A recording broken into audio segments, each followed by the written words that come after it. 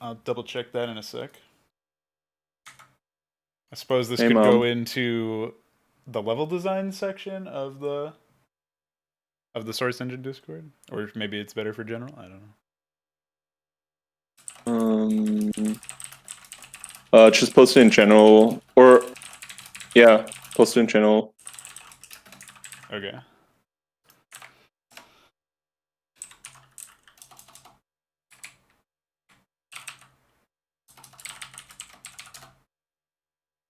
Okay, so with that said, let's pop in and see, make sure that everything is working correctly here. What's up, Coachi? Welcome. Of course, the man himself comes in as we are starting with his map. It works out, yeah. So, all right. So we do have poLemin here with me today. I thought he was actually only going to be able to come in towards the end, but he was able to make it for at least the opening. No, also, I should have said this before we even started, but no pressure to stay for the whole thing. I'm planning on going for like 2.5, 3 hours or so. That's fine. That's fine. Yeah. So if you need to tap out or whatever, Happy to be here. Different time zones and all that. So while he's hopping around, I'm just gonna make sure that everything's looking good here. You guys can tell me if there's any audio issues or video issues. This is the time to get all that stuff taken care of, essentially. So, but yeah, it looks all right on my end anyway. What's up, Yanel? Why Nell? I have no idea how to say your name. I've only read it, but there you go. That's my take on it. Thor N6. Hey, if you take that 6 away and you say it the right way, I actually interviewed you, so you should check that out. But thank you for the props. Appreciate it. No one does. This is not a Valor map, but it is quite colorful, which is change of pace. This is map by actually Coachi, who's in the chat, and then 7Arc and DeadKnife are the other two people. By the way, I might have gotten some names wrong. I should actually add this to the Nightbot commands or something, because people might be curious as to what the order of things are. I might get some names wrong or something in the documentation. So if that ends up being the case, just be aware. Oh, I actually do. Chad will let you know. Exclamation point maps is the command for getting the map list. So it's a Google Doc. You guys should be able to fire that up and see the overview. CSGO Wingman map. Yep. What's up? KlixX. Hello. Slimek. Hello.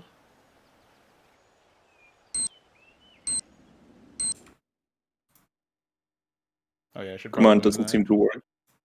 It's not working, probably because Nightbot is very useful. There, I'll post it myself. All right, we'll move the follow alert up there. That should work out. But thank you for the follows. Appreciate it. Welcome. So we're still getting started here. We're still just letting some people pop in. But while we're doing that, I guess we can explain a bit of the format. What's up, Squidski? Welcome. So yeah, the format is essentially, I have not played a lot of these maps. So there's a few that I have a couple of games on, but for the most part, I'm completely new to all of these. Like this one, for example, I haven't played yet. So we're going to run through and essentially, similar to the early map analysis videos or the most recent map analysis videos that I did, I'm going to walk through the map and sort of get a feel for what the layout actually is.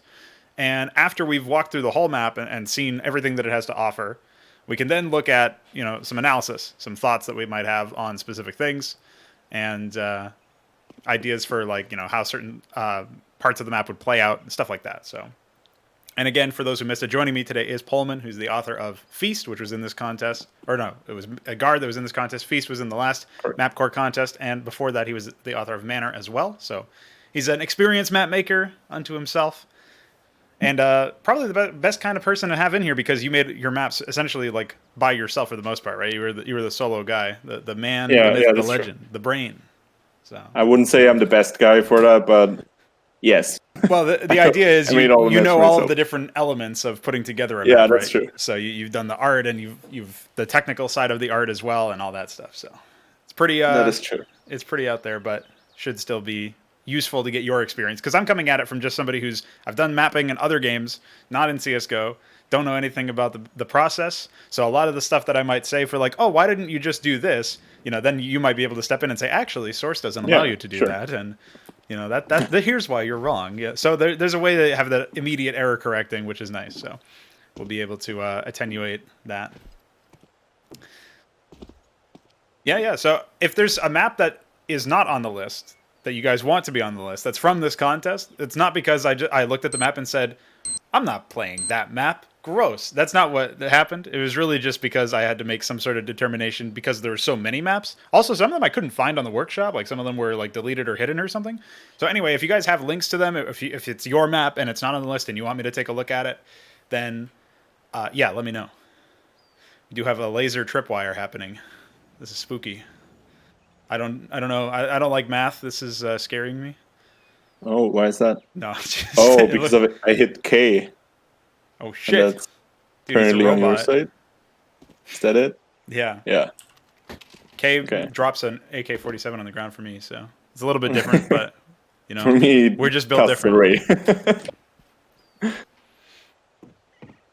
You tried making a map for CS 1.6 when you were a teenager, it took ages and it was crap. Yeah, well, it didn't get easier in terms of for like in terms of getting easier or whatever. It's not exactly easier to make a map in CSGO.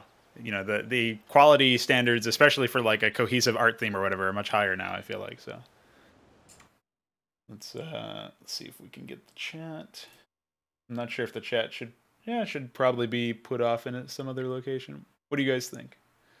Maybe above the health at least, so that it's not as goofy.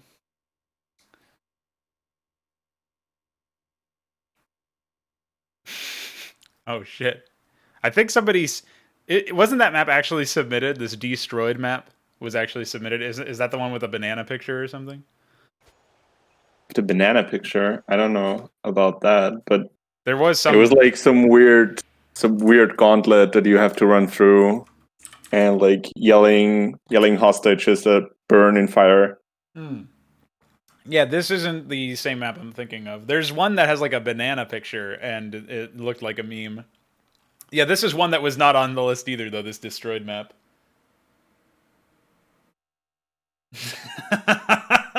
It has those meme comments, too, that are just, beautiful. It's the comments where they're like, I thought Extraction was going to win this contest, and then I saw this. Beautiful map, 10 out of 10. All right, so I think we can get started here anyway. We've got enough people in. We've talked about the format. We talked about how we're going to handle this stuff. All right, so we're going to be beginning with Sunburn by 7arc, DeadKnife, and Coachi. 7arc, I saw you follow the stream earlier, so I know you're in here, or at least you were in here a second ago. Welcome. Don't know about DeadKnife, but I know Coachi's in here because he was one of the first people to send a chat message. So we're going to be running around this map and taking a look. And with me, of course, is poLemin. So should we go to A first, or should we go to A first? What do you think? Let's go to the right. Okay, let's go to the right. Let's go to the right. Oh yeah, before we even do that, I wanted to say something about the car here. I don't like that I can't jump on it. That's my first comment. I know it's incredibly picky and doesn't actually mean anything for the layout of the map, but I want to jump on this car. So otherwise, I kind of like the fact that we have, you know, some sort of idea of like, oh, this is a bigger world that, you know, we're just in a smaller part of. A lot of maps. Like, I think every map in the current map pool does this, right? They have this function where the environment is sort of like, oh, you're in an area, but there's a bigger area around you, and something to maintain the illusion of that you're actually doing something. And, of course, the architecture is quite fun and vibrant. So that's, like, the first thing that really steps out. Even the map itself, the overview, like the mini-map, is very colorful as well. So there's a lot that sets this map apart in a visual, like, aesthetic sense. I'm not sure what you think about that as far as, like, a departure from the normal CSGO aesthetic, if you can call it that, poLemin. Generally, it's something positive. It's like if it's friendly, so to say. It's not depressing. It's not dark. It fits the theme, since it's a water park. So I think it's a good thing in this case, for sure. Yeah, it's almost, well, in a little bit of a dark humor way. This is supposed to be like welcoming to kids and shit. You're just walking in here trying to bomb stuff. So, you know, it's got that going for it. I see what looks to be an area where you can self-boost and navigate over. Oh, but it's a one-way drop unless you boost back over, so. Okay, so that... Wait, can I boost you up there? I cannot go up there. What, can you go over here on this side? Probably not. clipped. Now, that being said, I think it's still valuable to boost over here, because if I am boosted over here, I can then see anybody coming through this area, which is on the bomb site itself. So this could be like an interesting post plant, but it would require both players. So limited utility in an actual game, but kind of cool there. So. Yeah. All right. All right, now we have a bit of a pool, or a water park area. Oh no, it's a waterfall. Source Engine's arch nemesis. Waterfalls? That and rocks, yeah. It seems like I've never seen rocks and... although this is better than Victoria's waterfall. I'll give you that. But... well... you know. I really like that. You know what this reminds me of? This is almost like a Super Mario thing or something, where you're jumping around with like a platformer. A little bit, with the water on like a plane instead of a particle effect. And then... when you fail the jump up there, you slide down, which is pretty cool. Yeah, there's some pretty cool stuff over here. Oh shit, this is actual gameplay area. That's epic. Yeah. So you can actually you actually made it so that the CTs can take a little water slide before they get domed in the skull by an AK. That's pretty awesome, dude. And then there's a treasure chest, which I assume is the real reason you're bombing this place, to get the goodies. Sure. Yeah, there's a lot of fun like parkour things you can do, and one of the things with Wingman too is like, I don't know if you agree with this, Bowman, but when I'm playing a Wingman map, I treat it as if it's like, some people will just say it's just like defusal, it's just competitive, but 2v2. I treat it like, no, this is my opportunity to get insane highlight reels for frag movies, and just like, or die and go like 0 and 12 or something. So really the cases are you know, one and the same. But I look at it like, I want to make some really crazy plays, and maps that facilitate that sort of thing with all of this movement stuff, I think that's pretty cool. Absolutely. I think I've heard that term pop up every now and then, where people refer to Wingman as clutch simulator. Yeah. There you go. It very much feels like that, and as you said, player agency is very important in that case. So if players can adapt their moves very quickly by like movement options and stuff like that, that's a very good thing. Yeah, another thing that this works map, very well. I think it leverages its theme well, because you have all this water everywhere, and that obviously absorbs fall damage. Well, at least I assume it does. I haven't actually exhaustively tested it, but I'm pretty sure if I do this, yeah. So that's pretty cool too, because I think fall damage is overstated in Counter-Strike, and the more you experiment with verticality in layouts, the more I feel like that becomes like an obvious thing, where that's one of the main limiters and why we don't see that much verticality, is because fall damage is so rough. Like obviously Engage was a map that came out sometime recently, and that was a map that has a lot of verticality, and yet as much as I really like that, in CSGO, you just end up taking a lot of fall damage. So yeah. What happened here? Oh, somebody's dropped their speaker. Yeah, so that's a situation where, like, it's nice that the theme allowed them to sort of... I don't want to call it a cheat, but they dealt with that issue in a different way. You know, they've sort of relaxed the rule on fall damage. Yeah, frankly, if they wanted to, they could have used it even more. I think there's just this one spot where you actually could take damage if you jump down. But apart from that, I don't see much verticality around the water itself. Yeah, well, for sure, that's something that they could have potentially done. I really want to climb back up there, but you know, as a kid, when I was doing anything sort of a slide, I would actually be the idiot who would be like trying to climb up it the other way. Yep. And fail miserably. Yeah, sometimes I would fail miserably, and other times I would just catch a shoe on the way down. You know, somebody else would be like, "Surely this is a one-way street." Kicked in the face. Classic. Classic. So yeah, that was my playground life. So bringing me back. All right, so I guess we should talk about the bomb site itself, because while we have this little chest here, obviously it's like a one-way elevation, but it's also sort of like cover. Like, I guess you could... Oh yeah, it's like that curved top there. It's pretty nice for... I don't know if you can see me, but I can't see you at all. So. Barely, yeah. Maybe if I'm further back, it's easier, because there's like a slightly elevated position over here, but yeah, so... I can show you roughly. Yeah, so I guess I would have to like look down like this to completely be avoided, and then I'd have to do the old Tabson behind the. Exactly. I think it was Tabson anyway. Somebody on Big where he did that. What is this 90-degree angle? Oh, going back up and down to. Oh yeah, it was Tizian. Yeah, the one headshot at barrels on overpass. That was pretty legendary. So, like the fact that they practiced that. Yeah, let me just practice flicking 90 degrees up. That'll come into play, and then they actually did, which was even better. So, okay. I also kind of like that Sunburn Bay, the little sign over here. It's a very... I imagine it wouldn't come into play too often, but it feels like maybe that sign actually comes into play for some long angle or something to block something. Maybe not. Maybe that was just... It could block some utility. Yeah. So it looks like you're playing visible, though, so... Cannot as easily throw flashes and stuff like that in there. Yeah, you need to get lineups to go over. So that's pretty cool. All right. So this is CT. Like we saw earlier, we have the water park, but it looks like there's a little bit of a parkour thing you can do over here to jump in here. And then this brings you out to the lower rotation. So as a T, then, if I'm coming in through this water cove area or whatever, I've got to be worried about this angle, as well as... Actually, I'm not sure where else. This whole elevated position is just so that I can leverage it to get down here more easily, I guess. Yeah, it also keeps CTs from pushing too far because they need to worry about that too. Yeah. Like it's kind of risky for me to go out here.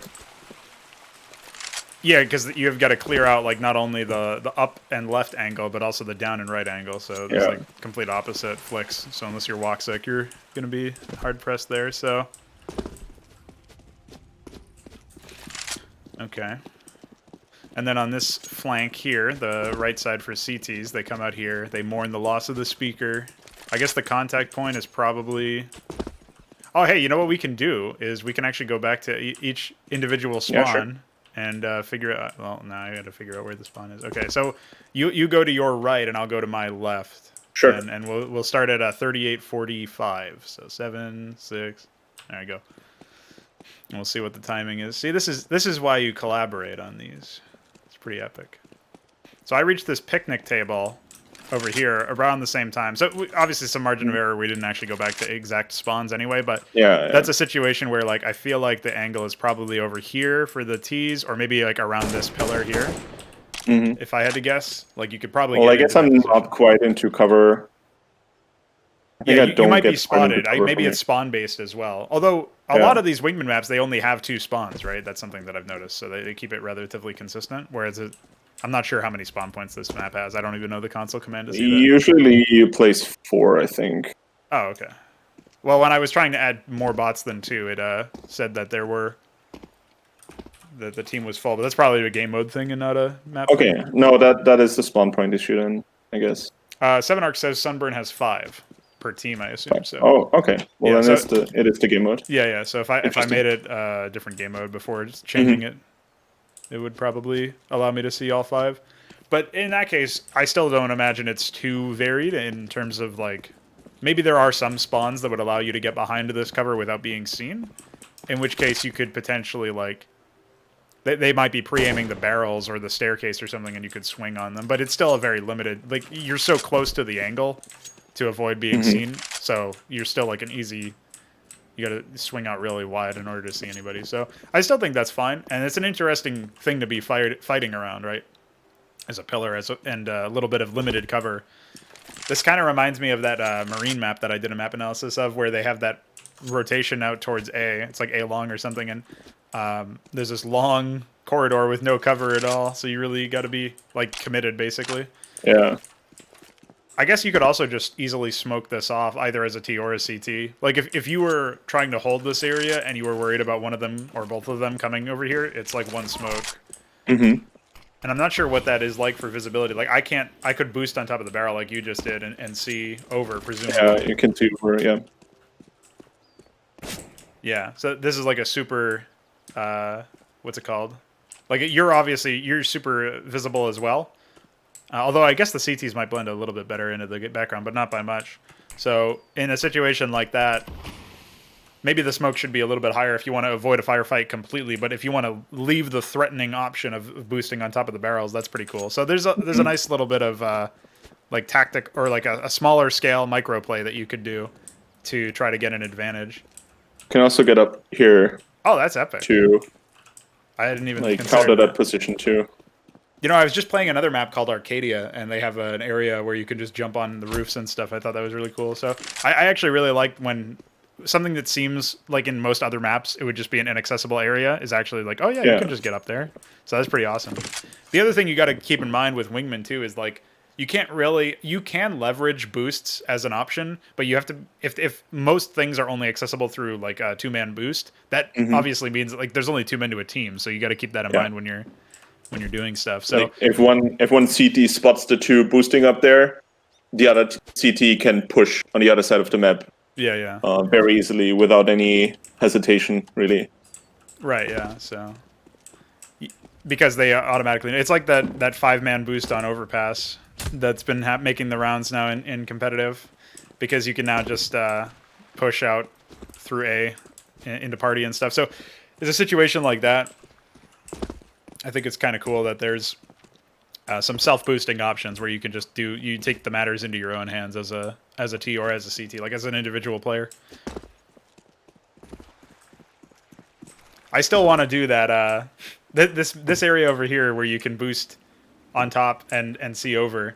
I still want to do this as a part of a post plant, because I'm pretty sure you could plant the bomb like anywhere in here, right? Like starting at this little grill, right? Yep. Yeah, so you could pretty much just do whatever you wanted. If I was like hovering over here, you could plant it all sorts of different areas, and instantly it would be... Well, you would also be exposed to people coming from up here. Oh, yeah. And of course, if they just happen to have more forward-facing map control. Like, you also have to get all the way back here after you plant, and then, you know, good luck. But I think that something about that is very alluring, the idea of just popping in and giving him a prank. So that's pretty cool. Yeah, I feel like this map initially I thought might be a bit overwhelming in terms of the amount of things that you can do for a Wingman map, but it actually ends up feeling pretty compact. Like there's these smaller plays that you can make and smaller movement tricks that you can do to take further advantage of the map and get a better position over your opponents. But the angles themselves are like, it's almost like a deceptively simple map, which is actually good for a Wingman because you don't want to have to worry about clearing too many angles in most cases or anything like that. Whereas there's a nice way to bridge the gap between some of these areas, and like the T start looks pretty busy at first in terms of like geometry that you can actually interact with and map space, but ultimately it's really just like a pathway to the right, a pathway to the left, and then they've split up those pathways a bit and linked them together from the right side anyway with the little barrels that you can stand on over there. So yeah, ultimately like the T side is actually fairly simple, and then the CT side blends in with the A bomb site, which is why there's a bit more complexity over there, which I think is pretty cool for general gameplay. So yeah, I don't see anything immediately that I would necessarily want to fix or change about this. I think I would have to play it a little bit more, which might end up being a common thread when we're doing these map analyses. But so far, I think that you're just looking at the angles that you can take. Like you can actually, hey, I would 100% lurk under here. Oh. And you could toss like a I've never Molotov. seen that. Yeah, you can toss a Molotov through there to score some points or whatever. That was a very quick and dirty lineup where I was just up against here and aiming to the... Yeah, I guess you'd have to like figure it out, but I'm pretty sure you can throw some sort of lineup like that where it'll land on wherever the bomb is planted if you plant it towards the front. So that's a case where like... it might even be like not necessarily overpowered or whatever, but it might be pretty high up there in terms of utility in that position. But at the same time, you're like super vulnerable to anybody just throwing a Molotov of their own or a grenade or something. So yeah, I like that there's like a nice balance of options for utility and options for like aim and reflexes and mechanics. Although I do think maybe my gut reaction is that so far I haven't seen any super obvious areas for utility to make a huge impact. But I also think that just means that there's like some hidden areas or hidden ways that utility can make an impact and that people would find like interesting lineups and stuff. Yeah, the thing with utility is also that it's not as impactful in the wingman setting, since you only have 2 sets of utility. Kind of like draw out the round with all of utility for very long. Right, yeah. You don't want to either because of the faster game mode anyway, so yeah. It's actually I really enjoy. I really enjoy the movement options on this map a lot. You basically every angle that you can hold as a CT, you can hold from various positions, and you're not locked into this one angle that people can pre-fire. Yeah, I mean, you can also straight up walk through, and I'm assuming this isn't even like a surface. So, yeah, you can. So you can just bang through that. I'm assuming you can throw grenades. Yeah. So like that's it. This is like almost a permanent smoke grenade in that it can be banged through. Yeah. You know, I'm assuming it doesn't actually block fire, so it's not exactly like a smoke grenade. But there's a lot of value in that as well, because suddenly that's like, even though it's kind of goofy to look at visually, it serves an interesting gameplay purpose where you can, you know, force a CT to at least expose their position. And do tracers fire through that? I actually don't know if you want to start shooting through it. Yeah, so tracers are visible through that. So you would be able to, in theory, like trace that back, which is pretty cool. So yeah. I don't think we missed anything, but it's some pretty cool stuff. And nice first map. Nice first opener. Definitely a good start. Yeah. So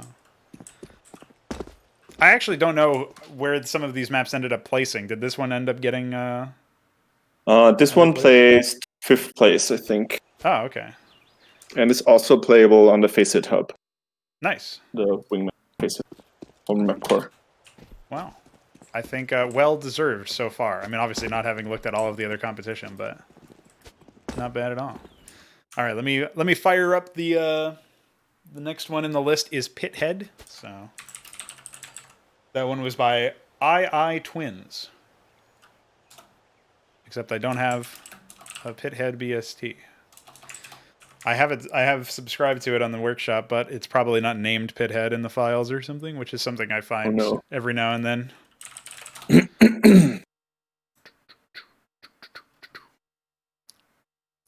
Okay, so this one also placed 9th, actually, this map, but I'm not sure how to...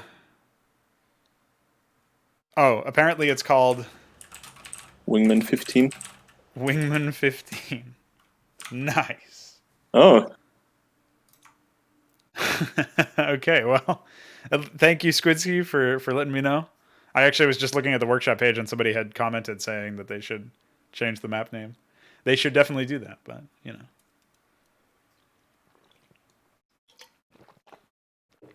All right. Jumping into this, I'll set up the... Let's go. Oh, yeah, I should edit my map analysis config real quick as well to include the solid teammates thing. If I can find it in here. I do not want to download an update package. Solid teammates 2. I forget if there was anything else that we configured. Oh, what's your key, what's the actual key that your K key does? Cast_array, if you mean the command. Cast array, okay. I don't know what my bind should be for that one, but... Actually, what is my bind J? Oh, it still jumped through in this? Okay, I should not override that. Bind I.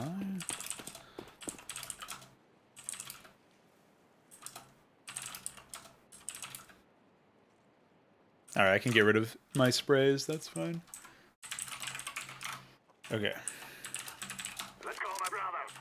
Come on, let's go. Alright, so that works too. That should be useful for me.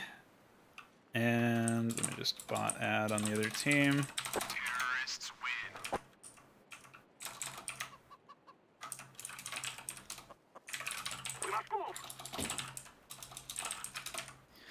Alright, so now you have a chicken. Well, had a chicken. Rest in peace. Rip chicken. Alright, so this is not Wingman 15. This is Pithead by iiTwins. Check it out. So this one seems a bit more boxy than the previous one. A little bit more, like, one of the things that I should have commented on for Sunburn is that it felt like the layout was designed to be a bit more free form, if that makes sense. Whereas I'm used to this layout. I'm used to this like map overview in the minimap. I'm used to having a lot of boxes with like very clear defined edges. And Sunburn kind of reminded me of Zoo in a similar way, where it's like there's a lot of rounded edges. There's a lot of like rounded barriers, and it feels a bit more. I guess you could say it feels a bit more natural. It feels a bit more like less calculated. But it's also something that's like an unconscious bias for CSGO maps, where I've never really thought about it in the same way. I've never really thought like, oh yeah, it is kind of weird that everything is a box, because this is like Dust 2's layout to me. You know what I mean? Like in terms of the map overview, it's like, oh yeah, just a bunch of boxes. So. Also, nice rocks. These are unironically probably some of the better rocks textures that I've seen in Source. Do you have an idea? Because this is something I keep talking about, but I haven't actually heard many people talk about this before. I've never seen organic rock textures used like that look like they came out of the last 20 years in Source, if that makes any sense. Like, unfortunately, I feel like something about it can't just be that everybody does it wrong. You know what I mean? I feel like it must be an engine level thing at this point. I don't know if you have experience messing around with these. Well, a big part of it is that the Source engine doesn't support height maps naturally. Oh, okay. So you have to bake everything into either the model or the normal map. And that's where a lot of the detail and a lot of the structure gets lost. Yeah, one of the biggest things that like almost screams this engine is really old is when you see these like rocks that blend in that don't actually have any transition or anything from the ground. Yeah. I've seen some people try to fix it with like decals that are meant to mask the transition, but those also end up more often than not feeling a little out of place. So Paradise and there comes another problem with decals, that they only apply to brushes and not models. Oh, so you would actually have to change the back end of the actual rock texture or the rock model or whatever entirely if you wanted it to be. Yes, as far as I know, yes. Is that why a lot of have the texture baked into the model? Is that why Valve's maps always have a lot of displacements, like the more recent ones? Was it displacements? I'm gonna get a lot of actual technical terminology around here. Yeah, displacements allow you to put overlays on them or like decals on them. Okay. Yeah, so that I guess that makes some sense then. We have some arcane, whatever this is. Russian. Is it Russian? I would assume. I think the backwards N tells me that it's Russian, but at the same time... Oh! They borrowed Engage's unbreakable windows! Who would have guessed? What's up, Celery? Hope you're doing well.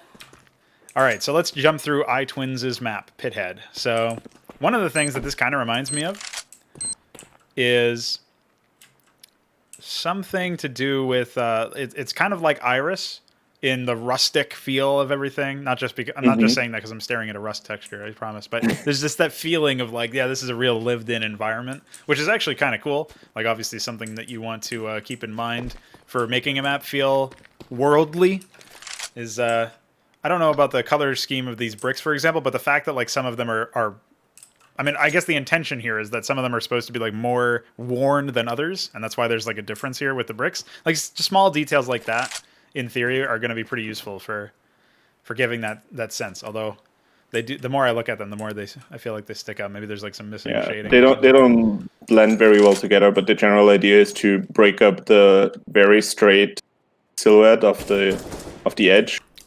Oh, I see. Yeah. Because you're gonna be taking angles from this, details like that. Yeah.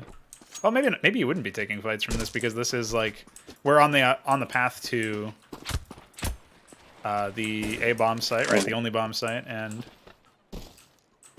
there's some like cache-like angles on the way. Okay, I like the fact that there's this elevation thing. This would be a overpass style post plant, I think. Obviously, overpass you're usually lower than you are upper. After the bomb plant, but the fact that there's like an elevation distance where you fall back, I think is kind of cool. This thing would presumably stop you from jumping. I wonder if... Yeah, I wonder if I can actually... Oh, disappointed. Probably would be busted anyway, but I always like those psychotic boosts. That's if I had to design a bomb site, it would mostly be psychotic boosts. So also can't seem to plant on any of these elevated positions, which is fine because that's also something that only I like. All right, so a fairly small and simple bomb site, which is nice, I guess. One of the things that I've noticed is that some of the more successful maps will keep their bomb site design simple, but have like the approaches be what's really interesting, or throws a wrench in people's plans, or like the post-plant cover that's available. This almost feels like a map that's... Wait. Oh, I thought for sure I could jump on this, but I can't. This almost feels like a map where they are actually designing like an A bomb site so that there can be a comparison to a B bomb site, if you know what I mean. Like, I'm imagining a B anchor, or an A anchor in this case, having to actually hold from one of these positions and then having like the punish of a long rotation going all the way back to the B bomb site. So that's my assumption going into this, but I still think it could work fine as something that you have to clear. Because the other thing too is that they don't really have it's not like they have a B bomb site, but because they have that whole other side of the map from CT spawn that we haven't looked at yet, I do feel like there's going to be one person holding on the site, one person holding for a wrap, and trying to get map control to wrap around themselves and flank themselves. Like that's an interesting style actually. So we should probably just look through the rest of it before we make any decisions or whatever. But so this looks like a sort of mid. We do have map callouts in the top left, which is cool. Oh, nice. This is source engine water right here. Oh, this is source engine water. Okay, never mind. Don't look at that. It's just for flavor. So this is what on the approach back to T-spawn. So if you go to the right, you go into this sort of like dust style. Oops, just stabbed you in the face. Dust style architecture almost, and then you come out here into a different kind of style. I'm not sure how I feel about that actually. It seems a little jarring, but we come into here and yeah, this is what I'm talking about. Like this almost seems like it would be a very small scale wingman map with 2 bomb sites. You know what I mean? Like this almost feels like you'd be bombing this water or something.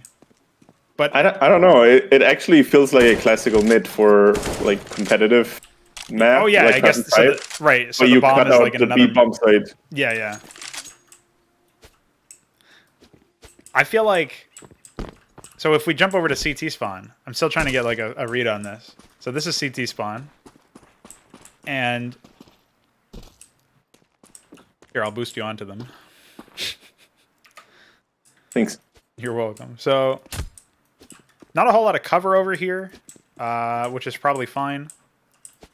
So not really, I'm not seeing a whole lot of save spots, at least in this position, in the actual spawn. So you can choose to, you get a pretty nice rotation early on into A, which means as a CT, I'm pretty sure you can choose to do something like this, play on these barrels, and then hold like an angle like this, or even like this. This is almost like cache sandbags in mid, if you're like outside Z, and you know you surprise a man by looking up at him.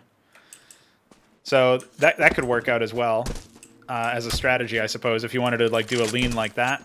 And I wonder what the actual optimal hold would be. Like maybe you wouldn't even touch the rest of the map, and you'd have like CT holding for a mid wrap like this, in a position like this. Where does this go in this lower area? To mid too. This also goes to mid, so you got to be a little careful about that. So you would actually, so if you want to hold mid, you can't hold it very defensively. Actually, yeah, you have to be forward, like in this position where I'm at, probably, or maybe even a little bit further back towards spawn, and then like wrap around if you get taken for a fight. One thing that is throwing me off is that this almost looks up here like a gameplay area because of all the details, and it's like dragging my attention towards it. Yeah, the light is... where I think it would make, like, there's no gameplay over there, right? So like they're coming out of what, that angle right there, or something like that, I think. Yeah. They could come out from either one of those areas, and I'm like not looking at either of them because of the lighting, I think. So this is an area where like I wouldn't necessarily know exactly what was wrong with the area, but when you just said the lighting earlier, that's like a pretty obvious area. Like, oh yeah, let me look at that because of the lighting. So where it helps to have a mapper who can give perspective on that. Whereas like there's lighting on the left over there, but nothing over here where they're actually going to come out, and nothing Exactly, on this that's side, where it right? should be. But yeah, you're right. I think you're right about it being like a mid or in a competitive map or something. I like the overall aesthetic. I like the obviously the water's a little fucked, but that's source. I like the fact that there's a lot of options for you. Like you can jump over here and hold a really weird off angle. You could obviously like try to take cover behind this box, and presumably, yeah, you can just get straight up wall banged through that. So that's a bang. So yeah, there's a lot of. Oh yeah, and I guess just sort of like that ice cream shop in Sunburn, you can just jump on top of that too. So there's a lot of like gameplay in this area, which is really cool. But I'm not sure about like for one, like the lighting is a relatively easy fix if I had to guess to draw your focus a little bit closer to the areas where there's actually going to be contact. I mean, another fix if you want to be crazy is just to let me go inside this building and actually use this. But I think that would add a little bit of complexity that might not be necessary since there's so much. They already have 3 entrances to mid. Yeah. You can come out here or on either of the side of these. Yeah, you can kind of simplify that into just 2 choke points, but either way, like you were saying earlier about the utility sets being limited, you can't, you can't like afford to just toss. Well, that was a great nade, but you can't afford to just toss. Both of your smokes in mid, for example, because you only have 2 people, right? So can't blame everything on source. Source has nice water. This is just a bad implementation of it. Okay, true.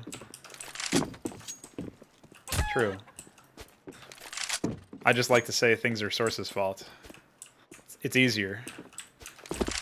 Some catharsis for the map makers who have had to deal with it. Oh yeah, I guess that's right though. This actually is running uphill, isn't it? I wonder how that one got through QA. Oh yeah. Is water a direction? Like, again, I have no knowledge of how this works, but... Generally, what you do is you apply a flow map to the water texture, which is basically a texture that describes direction vectors. And depending on how you set that up, the water moves into that direction. So is this, like, mirrored or something? Seems like it, yeah. Because it's not just, like, horizontally flipped. I don't even know if that's a term for this, but it looks like it's flipped in both directions to go the opposite way. So, like, if there's an XY direction or whatever. Yeah. So that's pretty weird. Well, in that case, that's also an easy fix. I was actually I wasn't even, like, paying attention to that. I was mostly talking about the fact that, like, it's obviously, like, coming out of the wall and stuff in a lot of these cases. Oh. Wait. Are you stuck? No, I found something. It was pretty epic, but I can't find it anymore. Maybe it was your shadow or something. The whole thing darkened for a sec based on my camera angle. And then this is obviously... I assume this is to conserve on FPS or something. The fact that this is just a 2D plane that's slowly... a sliding texture or something. But I think that's a nuke texture. I'm not sure, though. Yeah, I mean, we can critique visuals all day. Unfortunately, that's not something that is super necessary. But in cases where it's just distracting, or in cases where it's like got a gameplay effect, like the lighting, I think that's where it's more helpful to look at that. Whereas, like, if we were trying to get a map, to take a look at a map that was trying to just be a good map, then that would be some part where we would have a bit of a stronger say on that, maybe. I do like that you can have a bit of parkour over here, though. Yeah, definitely. Sort of like what we were talking about in Sunburn, where you got movement options and clutch simulators, right? Like, I can imagine some FaZe Clan-esque no-scopes and stuff. Pretty cool. I still have a bunch of cool angles where you can position yourself like that and be safe from the lower part by this box. And only aim onto the roof area. If I come out here, I can't see you. Oh, I can't see your head. If I jump up here... Yeah, what if I'm lower on this? Because then now I've got an angle like that. Now I cannot see you. Yeah, so you'd have to be like way down here. But you're also super vulnerable to being rushed out from the lower, right? So this would be a rifle angle, I feel like, unless you're a really good opper. Because what's your counter? Like, what's your play after you get rushed down from lower? You drop and get even more exposed. You know what I mean? Like, unless you are able to somehow make a miracle jump behind this box, that's like a one and done position that you'd be using to. Somebody would have to be like baiting for you, I guess. So you'd have like, that's when you know where they're coming from, and they're not going to be coming from the left side at all, and then you hold that angle. So I do think that there's just sort of like what we were talking about in the competitive mid area, the water area, where there's a lot of potential for gameplay. There's also a lot of potential for gameplay in the bomb site, but it does feel weird that there's like essentially two different consolidations of gameplay, if that makes any sense. Like it seems a bit odd that there's that many areas. There's also like a nice little lurk area over here, but I don't think they would push through that. Yeah, both areas kind of feel equally important, even though one of them is a bomb site. Yeah, so it does feel like it's kind of weird. It's competing a little bit. The other thing that kind of threw me off is that when I first spawned in, I thought you'd be able to take an angle from T-spawn. I thought this is going to be a really wild map because of this, but that's actually not gameplay area. And this over here too, like, credit to him. It looks like it's a completely playable area almost, like unless you really analyze it and realize everything's on the same ground level and there's really nothing to hop on or whatever. But then you come over here, and much like Cache, some of the more interesting areas of the map from an aesthetic perspective are locked behind a fence or something. So I guess that's also fine. Like, you got to have very limited gameplay space, obviously, in terms of like the scale that we're used to. But it does make me feel like maybe the theme of the map, which I'm still a little curious about, like I'm still a little unsure of. The theme of the map feels like it would be a bit easier to actualize, to really execute on, if the houses that we're walking around here were pathable and were actually a part of playable space. It's just that a revision like that would really fundamentally change a lot of the map. Whereas, like, we have this one area where we can walk through the interior, right? But it's not even really, it's like an exterior interior, if you know what I mean. Like, this is the most interior room here, and then we walk out and there's more of an outside, which is good for visuals. I really liked, like, the aesthetic again, but the theme feels like it's trying to leverage these houses without us actually being able to walk into them. Yeah. And I can't help but wonder what would happen if that was not the case. Can I boost you up over into this area? Presumably not. But this is something where you're going to have to, I think, jump up for it. Oh, no. Yeah, so this isn't space. I could, in theory, do this, but there is a wall there. So, like, height-wise or whatever, it's possible, but... Because this is an area where you have such an early advantage in timing-wise for CT that you could, in theory, like, boost up onto one of these positions. Like, maybe over here. See if we can get up on top of that barrier. Yeah. All right. That's a really weird off angle, but I guess you could, like, take a fight and fall back, and you know, that's a play that a setup that you use like 1 or 2 rounds out of a half or something. Yeah. And that gives you a nice God's eye view. I don't know. That might actually be like completely busted, though. I'm not sure if it's. Well, the problem with that is if you like fall back, if you lose the duel, or you feel like you don't make the kill, you need to fall back. You still have this spammable wall. Yeah, you'd have to fall back and then to the right behind the granite, and then like drop a smoke or something. But one of the things that I like about that is, as I'm coming out here, right, I'm pre-aiming the box right here, which would be a really unlikely position. So probably not pre-aiming this, I guess, depending on timing. But I'm looking above here, and then immediately I'm drawing my attention down to the lower rotation, and then back up here, like in a world like that. And also, if I'm coming out the right side, I'm pre-aiming like up top stairs, around here where the CT spawn is, and then maybe on the right of that wall, or on your left, right? I'm not, like, my crosshair, I also have to adjust for down here and stuff, right? So odds are, that's going to kill me, like, I think 9 times out of 10 almost. I have to be conscious of the fact that that's an angle, and new players are going to be much more likely to look at the ground level things, you know what I mean? So I think that's fine. I mean, in theory, I think it's fine. I just don't know. You could probably lean into this a bit more with a crate that you could just stand on, and peek over and be spammed through, if you know what I mean. Yeah. That way it wouldn't be so far up. Like, I guess you'd have to make it so that it's impossible to actually jump up there with an invisible wall or something. That way the angle, you're not running the risk of the angle itself being too busted, but although at the same time, it does offer a certain affinity for Ts if they wanted to boost over and catch a CT that's holding defensively by surprise. So maybe I kind of like that it's there in general. Yeah, I don't mind it at all.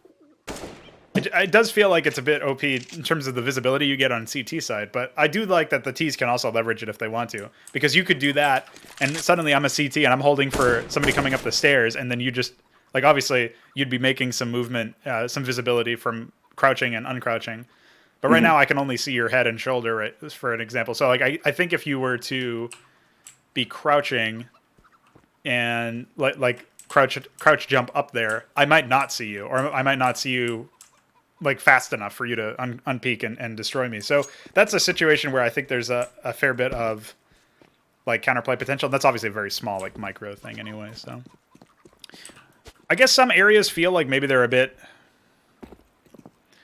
redundant, like the lower rotation from mid. But the utility of it is obviously that I don't, like, a T doesn't have to come up these stairs. The map might be better if the Ts had to, but I don't know. Because then it does make it a bit easier for CTs to hold, because they just have to have one holding mid, and that covers everything. Because they can't, you know, they can't go to CT and wrap around unless they go upper, so. It would definitely help with the fact that I mentioned earlier that mid feels just as important as the bomb site itself, because Ts get so much control with 3 additional routes if they go through mid. So they have the lower, they have the upper, and they can wrap around CT. Yeah. So I guess in terms of simplifying things and making it less like a conventional bomb site. But here's the other thing that this author, iiTwins, he could do something even funnier than that. He could lean into it and then just add more to this map and make it a competitive 5v5 map. Like, if he wanted to, you know, that's another angle, because he might be onto something where, you know, he keeps the scale. I can do it just from this angle. This seems like a bug. Yeah, if I walk any further, I fall off. But you can make that jump. That seems like it's unintentional, but I was very happy for a second anyway. So you have to jump over here and then onto this, and then crouch, and you're here. But it's very nice. Yeah. That is almost certainly not, just looking at you, that you're not even standing on anything. So that is almost certainly a bug. But it's pretty funny. Yeah. Do you have any sort of like final words or whatever on this map before we move on? Because I feel like we talked about a pretty decent amount. That I think the bomb site's really well made in general. A lot of really interesting angles. The cover seems well thought out. Mid is a similar boat, but obviously the fact that it's, or we're calling it mid, but that water area is a similar position in terms of complexity, and where things do seem well thought out. But I'm not sure if it fits in a middle on the radar. Oh, is it? Wow, that's pretty funny. Yeah, middle, you know, on the left side. It feels like a mid. Yeah, it feels like a mid. I guess the mapper agrees. Generally, yeah, as like the last statement for this map, I would say that if the author decides to go for a full fleshed out 5v5 map, I feel like some of the passages are too narrow for that amount of people. Oh yeah, that's true. In Wingman, it's kind of fine. But a lot of the places feel a little bit claustrophobic and very tight. Yeah, that's a case where it's clearly designed for Wingman in that aspect. Maybe he went overboard on mid or something if he's going to try to keep it Wingman. But yeah, I think overall, I mean, I'll put it to you this way: like this map and Sunburn also, like so far they've made me want to play matches on those maps. Like you know, looking at it is like, oh, I would actually like to take some gunfights, and like so in that case they've succeeded in like getting my attention. We're obviously just trying to analyze the map as well, but. In terms of like I'm looking at it and I'm like, oh yeah, that would be pretty fun. You know, that seems fun. I would like to do that. So yeah, in that case, cool stuff. And I guess I should also mention, I don't know about the spawn points on any of these maps. Obviously, we had 7arc say that Sunburn had 5, but I would say always put way more spawn points than you think you need, so that when I decide to play some bot matches, I can be like 1 versus 10. That would be really cool. Thank you. Just a personal request from me. So, Let's jump into the next map. It's not Onion. It's Orion. Check it out. So I have not actually played this map. Ryan. I have seen. I guess it was used in a War Owl video for the Halo game mode that was made by Zool, and that looked pretty cool. Oh yeah, somebody linked a Discord attachment that I should go take a look at. Or maybe I shouldn't take a look at it. Oh, it's a texture. Oh, it's a screenshot from a texture that. No one will get stopped. Let's go, my brother. Terrorists win. Okay. Let's go. Bob Ryan time. Okay, I agree. Oh yes, so here's the low gravity map. Check it out. Get stuck on the window now. There's a window? Can I get stuck in it? Oh, it's gonna take me so long to get used to this. So you can jump up here, if you are not stupid like me. Alright, this is a weird take on this map already. But what do you think if everybody was just equipped with Exo Jump from Danger Zone instead of the low gravity? Because then you keep the momentum mechanics from CS, but you still have the mobility. I know I literally haven't given it a chance at all. I've literally just walked in and said, yeah, what if you just changed the defining characteristic of the map? But just as a thought exercise, not because I'm actually I'm not saying exactly sure how the exo jump works. It just gives you a higher jump, like a boost, but yeah, you can fall also at hold the same control, rate. and if you hold control and jump instead of just jumping, you propel yourself forward instead of jumping forward. higher. Oh, okay, okay. Oh, like the Half-Life thing. Did they have something like that too? Yeah, I think it had like a jetpack or something in Half-Life 2, Yeah. or Half-Life 1, I don't remember fully. I only played those recently. Don't jump towards the windows. I haven't even found any windows. You mean this? Or is it, oh, is it this? They said don't. Yeah, but I have to. Okay, that looks like it's a window. Oh, can you jump through there? Where? Through the window? Maybe. Apparently you can also exit only. Oh, but when I'm on this side it opens. Okay. Don't that's a jump to one-way the door. windows to the right of T-spawn. It's gonna be a jump scare or something. No, but I do see that, what's it called? There's an odd draw. Lunacy is in the distance over there. Oh. Oh, it's lunacy. Will I get there eventually? I'm just pure black right now, so. I'm guessing I'm not getting there, so I'll just come back. I wanted to go see Lunacy, dude. Unfair. Ah! Hi. Alright. I think we're done fucking around. We can probably properly analyze this now. Oh, shit! Dude, there's a chicken! Yeah. Dude, that chicken is durable. Can you press that? You should be able to, like, feed it or something. The unkillable chicken demon. Okay. Alright, so this is a map that's... It's not Lunacy, but it's got Lunacy in it, which means it's actually 2 maps in 1. So this is Orion by Squidski, Slimek, and KlixX, who I mistakenly called KlixX for the first time because I figured there was a reason why the second one was capitalized. So this one has low gravity. I think this is the only map that has low gravity, from my understanding. This is also a map... There's Oh, go one more that where you can activate low gravity, as far as I know. Oh, okay, cool. So this is obviously a moon-based map, if you couldn't tell when we were looking out the windows earlier. And I really like weird, wacky sci-fi themes and stuff. Well, really just any weird, wacky theme. Like if anybody knows the cute goat guy on the workshop, that guy is, I mean, he's as crazy as his username makes him out to be. And he makes all sorts of really wacky maps that I really like. So check him out, I guess. But first, check this map out. We're running around in T. T-spawn. Can I jump up here? Oof. Man, it's going to take so much getting used to, I feel like. Okay, we can jump on this oxygen tank, and then crouch jump up here. Everything feels very floaty. I assume I don't even have to jump to get on here from there. Okay, cool. So my sort of thought process looking at this map so far, I mean, for one, it's quite large, at least according to the layout, the radar. For another, as we walk to the right towards the hostage rescue zone.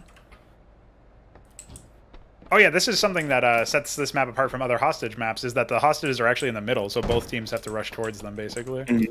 But you can also just choose to make a beeline to the hostage rescue zone, at which point you have access to, like, basically cutting them off before they get anywhere. You can press E on keypads, apparently. I'll remember that for when I see another keypad. So there's Lunacy and the Earth. Of course, we... Wasn't there a map that was set in Africa? Was it Log by Cat Food? So that, if that's the case, then we have 3 maps in one. Just check that out. I think so was Biome. I think that was also set in Africa. Wow. If I remember correctly. Can they fit any more maps? It's crazy.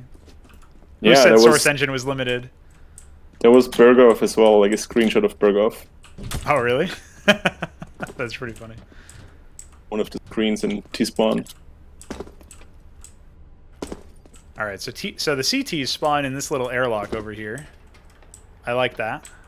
I like the aesthetic. They really went whole hog with it, like the theme or whatever. I feel like they've tried to activate it. Obviously, the biggest thing that is going to set people off, or potentially put people off, is the low gravity and the fact that movement mechanics are so different.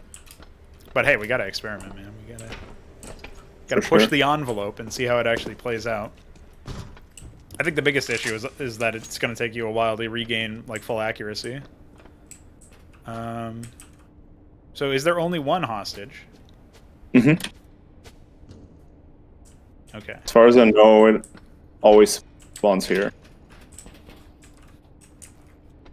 While I'm sort of putting together my thoughts for this map, if the map makers or anybody else who knows about this can answer some questions about hostages, how like hard coded are they exactly? Like, can you actually make them? Like, is it a nightmare to make it so that they spawn in different quantities or in fixed positions or anything like that? Or, as I've heard some horror stories about configuring hostages in similar game modes, but I don't know how consistent they actually are. I can actually not weigh in on that because I've never made a hostage map, so gotta wait for chat to keep up or catch up. Well, if you need ketchup, I know a hostage. There you go. Just lose all your money. All I did was left click him. Alright, so if we jump back to T-spawn. Oh, I see you found a keypad. Cyber Warfare Operations Officer.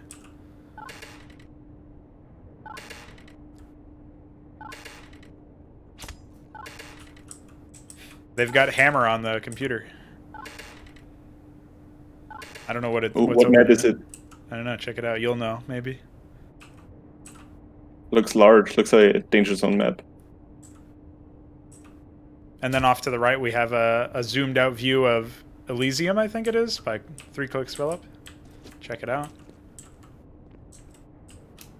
Yeah, apparently it's Frostbite. That's pretty funny that you instantly knew that it was a Danger Zone map. Well, it looks just large. Yeah. Couldn't tell which Danger Zone map. So can I actually... This is a map where I'm really regretting binding jump to space, or to the mouse wheel. Because like I feel like I'm much more precise with spacebar on this map, so that would definitely change a lot. This map feels like, because of the zero grav changes, which definitely seems like it was built around, right? Like all the platform heights are very specific for that. I'm looking at it and I'm feeling like, well, for one, this feels so weird having like an AK-47 in the middle of space. That's fucking wild. But I am looking at it and I'm thinking, like, it doesn't affect grenades, presumably. Or does it? Hold on. Oh, does it? They feel slower, but it could be placebo. Can you give it a right hand, bro? I They don't do know. feel slower. That does feel slower. It does not. Chat said it. Chat said it does not. It's the same? Okay, so we're just It's placebo accepted. motherfuckers. Yeah. Yeah. I figured that would happen. That would be just how it is. It definitely felt a little weird, but that's okay.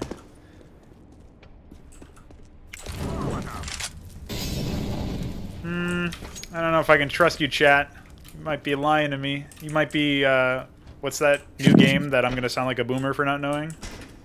You might be sus, chat. Chat sus? So Never played that game, but it's fine. me neither. Why would they lie? Because, yeah, well, there is no reason. But that's okay. Now, creators sus, dude. They're in on it. Space is fake. Okay, so one of the things that I do like is that there's a huge amount of verticality into the actual, I almost called it a bomb site, but the hostage area. Like, you don't really know, again, where's the, CTs are coming out from here. So I guess your pathing would be something like dropping down, jumping up, and then you're in here to hold. It feels like a lot of walking, but I feel like that's probably okay. Should we do a quick timing test? I'll be T and you can be Yeah, sure. CT, and we can just try to... Oh, so they have the hostage rescue zone also separate. How do you Because mean? that one's over here. Yeah, The rescue that's in zone. another area entirely. Which is probably one of the reasons why... what do you call it? It's probably one of the reasons why the map feels very large, is because actually the key gameplay elements are entirely separate, whereas a lot of wingman maps will have like CT spawning on the bomb site or close to it, or on the rescue zone or something like that. So Yeah. it's cool that they actually Usually there's a reason for it to be that big, right? Like they leveraged the different mechanics of it. No, definitely. They separated the points of interest generally because you have the two team spawns and then the hostage separately, which usually would be tied to the terrorist spawn, and the hostage rescue zone in an even a different location, which would usually be tied to the city spawn. Yeah, I think it's really cool that the developers decided to do that, because I do feel like even wingman maps could be bigger in some cases than they actually are, depending on how you do it. It is just like the bigger you get, the more it feels like maybe it should be a 3v3 or a 4v4 or something like that, whereas it doesn't always work. But yeah, if you want to start at 40 here. 3, 2... Yeah, where do we run? Hostage. A little late now. Yeah, I stopped for a second. So don't know the right way. I went to the right, and I'm out where I am right now. So what did you get onto that jump, that A thing? Oh, I just shot it to death. Goodbye. Well, I was already at the hostage when you came in. I could have picked her up if I was CT. So what if we try that again? I'll go through the other side. You can just do the same pathing, because I probably fucked up mine. So at 0-0. Okay. So again, I'm not trying to jump unless I have to, because I'm just testing the walking speed. Same. Oh yeah, so I got here 5 seconds. I'm on the upper part where right here. Like I was here at 5. So that it looks like you'll send one minimum over here, and then they can take a position to the left. They can drop down. There is an audio cue if they do that, but they can do that. Oh yeah, and even with a simple jump, I'm able to jump all the way up here. I don't even have to crouch jump onto this like big crate that I'm standing on. So I can do a lot with that. I can obviously just keep jumping. One of the things that this means, so many different things that this could mean for gameplay, but one of those things that this means is that you don't have to take out your knife to make a long jump or something. Like I'm able to jump from this crate over here and then around. Well, if I don't suck, then I get a solid set of jumps with just with my AK out. So in that situation, I can be lethal at pretty much all points without. And is this bangable? It looks like it is. I'll shoot the hostage since He's immortal anyway, so You hit him. yeah, so that's obviously something you could do. You can do that to prevent anybody who's taking it. So yeah, there's a lot that you can threaten. I'm actually not sure if the angle even is favorable from this position where you don't have to commit as much. It looks like it is still possible to do, but it looks like you're going through like 2 surfaces, and it's less. You're less likely to know for sure. Guys, I think the zero grab is messing with my spray control, so if I suck, it's the mapper's fault, okay, not me. Okay, so you can get at least one man in here, one T in here to guard it 5 seconds in. You can also, I guess, from this angle you can open doors, but you can't open them. Do I actually have to enter the code? Okay, no. No, I tried all the digits. Doesn't work. Okay. It's always denied. Fucking.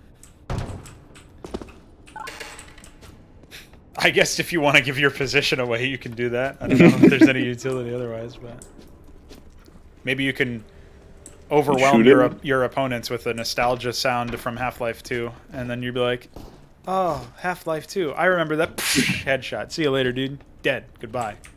Hostage has been rescued. Alright, can't do that. Fall damage does seem reduced as well due to the zero grab, which is nice because otherwise, yeah. Like we were talking about it with the, I think it was in Sunburn where, yeah, when we were talking about the water absorbing it. So that's pretty cool. So this means that a flanking CT is empowered to come through here and go behind. Wait, what is the rotation like? Because I would imagine mind games where you activate the door and then fall back to over here and drop down. Well, I guess you could do it silently too, right? You could probably. Maybe not. No, you always jump too high. Well, that didn't work. I think if you just normal walk from this little divider. Oh no, you still make a single step.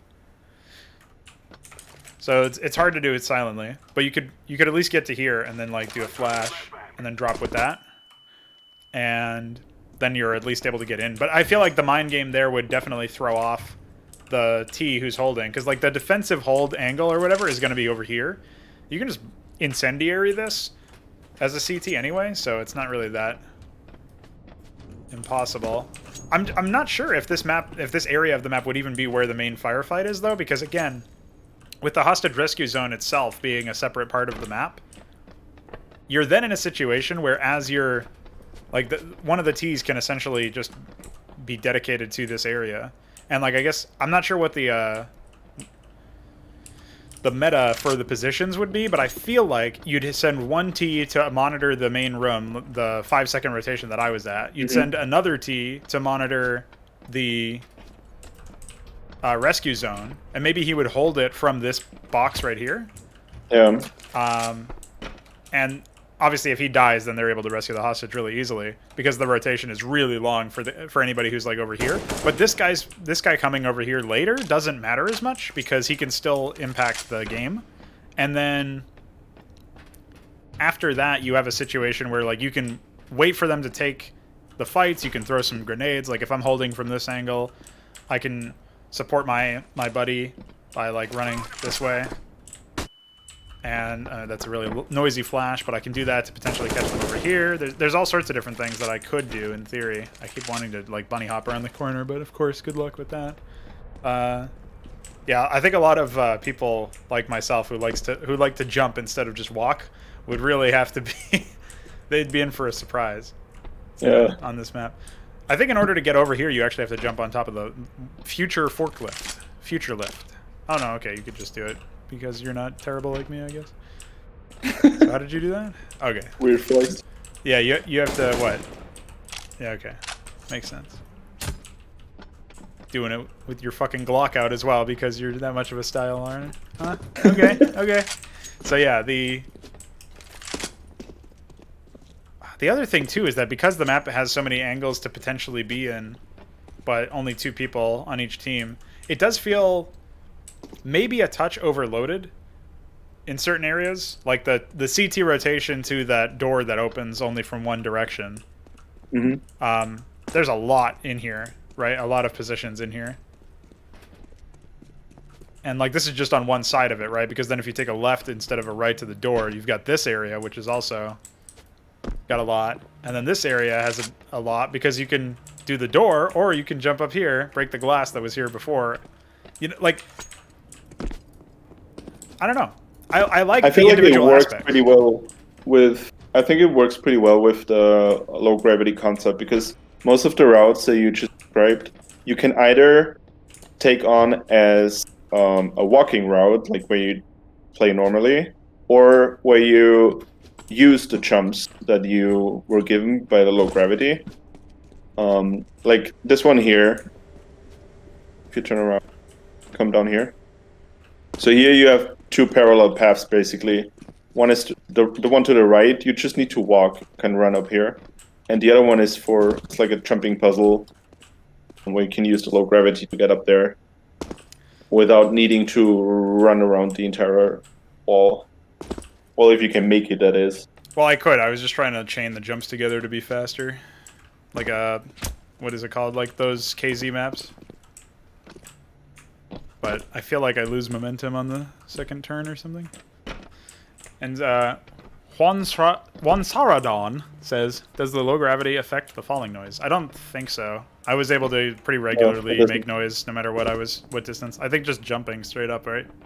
That also does it. Yeah, so. Pretty sure you're going to make a falling noise in the same normal area. Like the same normal distance or whatever. Which I guess could be an interesting way to change things up if you wanted to make it so that players were a little bit more liberated in their ability to use the jumping and low gravity is by making it more difficult to make noise or whatever. But by the same metric, it's like there's already so many things that are different. So I don't know how much you really want to try to change in that situation. Bonk. Yeah, I think that the firefight angles are pretty interesting, and obviously, like, they're functional, and the platforms that are scattered throughout do allow for people to make efficient use of the 0G. So it is actually leveraged in that respect to proper effect, I think. So I generally think that the map is very well designed for what they're trying to do with the low gravity. I'm personally not a big fan of the low gravity thing, but that's like personal preference. I think, as I said, they did a really good job at giving opportunities to use the low gravity and not just put in low gravity because hey, it's fun. They really designed around it. Right. Well, that's the other thing too. Is like anybody who is in the Counter-Strike community usually sides more towards the conservative. Let's not change too much. Let's keep things the way that they've been for 20,000+ years, and let's see where that takes us. Instead, like a very slow evolutionary pace instead of trying to push the envelope. But I think if you're going to push the envelope, that alone is not enough to disqualify a map, in my opinion. Like if somebody says, for example, like, "Oh, I don't like this map because it does something different," you have to explain like how it fails to properly utilize that feature. And in this case, I think that they did utilize it properly. So, like, I think there's a lot about that. Absolutely.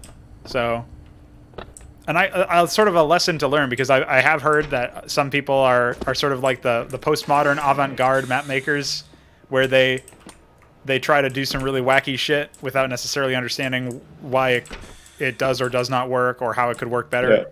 This is a case where that's not what happened at all. Like very clearly, these people understood exactly what the ramifications of the design decisions they were making, and they leveraged the map's design to use the new game state, the new rules that they have created. Oh yeah. you can probably even do this like little jump from the railing.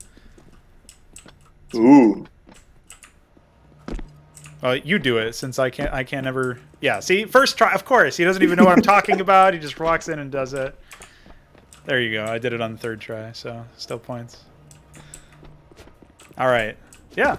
So a very nice map. Another map where it's like I definitely need to play it to really feel the changes and really feel like you know, certain aspects. Somebody who, like, there's always the case where you have a map and you learn the layout or learn whatever's like different about it compared to other maps, and that gives you some sort of advantage. In this case, it's definitely even more so because it's a fundamental mechanical thing. But I do think that some of the other maps had this to a lesser degree, I guess, where there's certain aspects that are consistent with other Counter-Strike maps that you've played, like certain angles or whatever. This changes a lot more, but even then I think, you know, the gun mechanics are still the same, nade mechanics are still the same, sounds are still the same. So there's enough consistency there so that after like a couple rounds, maybe your first couple games, you'll get somewhat used to the zero-G aspect of it. I'm not sure how easy it would be to translate back to regular what do you call it? Regular play. Like if you went from playing like 100 games of this back to regular CS. Yeah, be ready to feel very heavy in the next map. Yeah, exactly. So you will act like the railing jump was totally intentional, dude. I'm telling you, bang on the money. Excellent job. Just 10 out of 10.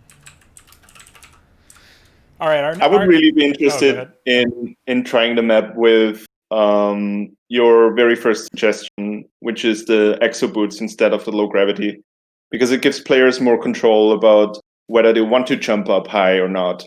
Because that is one of the issues that I have with low gravity is I'm very vulnerable. I feel maybe they could raise some of the ceilings or the doors or something so you get caught on less things when you are jumping. But that's the only thing that I could think of that would benefit that version of the map or something. I think my CS just crashed. Classic CS. Ooh. Crashed to desktop with no error. We love it. Lost connection to the server. Yeah, dude. Preview is currently disabled, by the way. What? Maybe everything. Oh, there we go. I fixed it. I will be right back. All right, sure. All right. We're going to be moving on to a map called Garden. As soon as workshop... Oh, this is another thing. Valve, please fix. Why does it take 8 years to load the fucking map list? This stuff should just be like a... I don't understand why this requires an internet connection in the first place, and then for the game to like slowly parse all the information. Why don't you just have a loaded index? You know what I mean?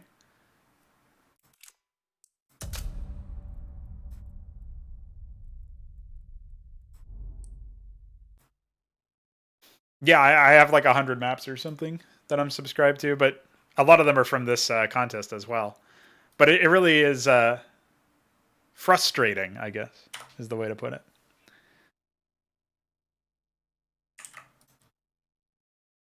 Just sitting there waiting. Because I feel like there's a way to code to refactor that whatever the code is that's parsing all of those files to just have a local file that gets updated when there's an actual update to a map, but otherwise stays the same. All right, boys, we get to be Antifa. What the fuck? Well, this is a moment from history.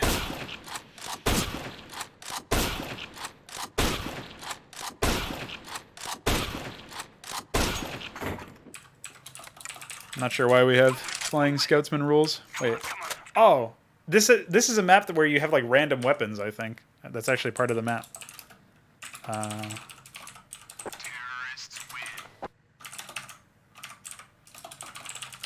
Although I think when poLemin gets in here and picks a team, we might have some problems. Oh.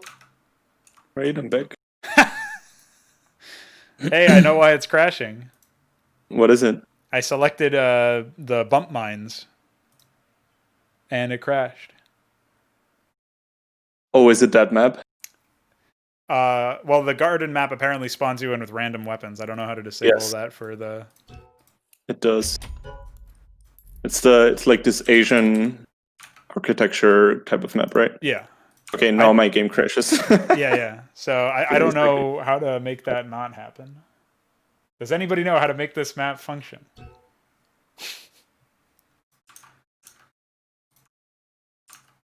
Well, I gotta wait another 8 years for the map list to load, so epic.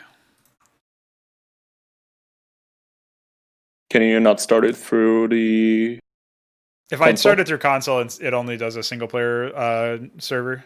offline server. Ah, yeah, of course. So maybe if I set it to a different game mode than Wingman, we'll try casual. Maybe that will work.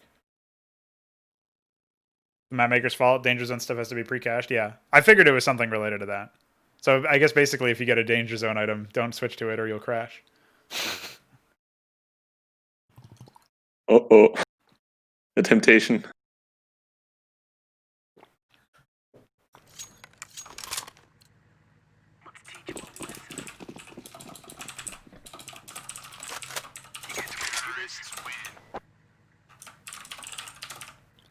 Well, I am still getting... Oh, no. I got it again. SMH. Hey, there's a bomb over here. Oh, that's pretty cool. You actually have to pick up the bomb.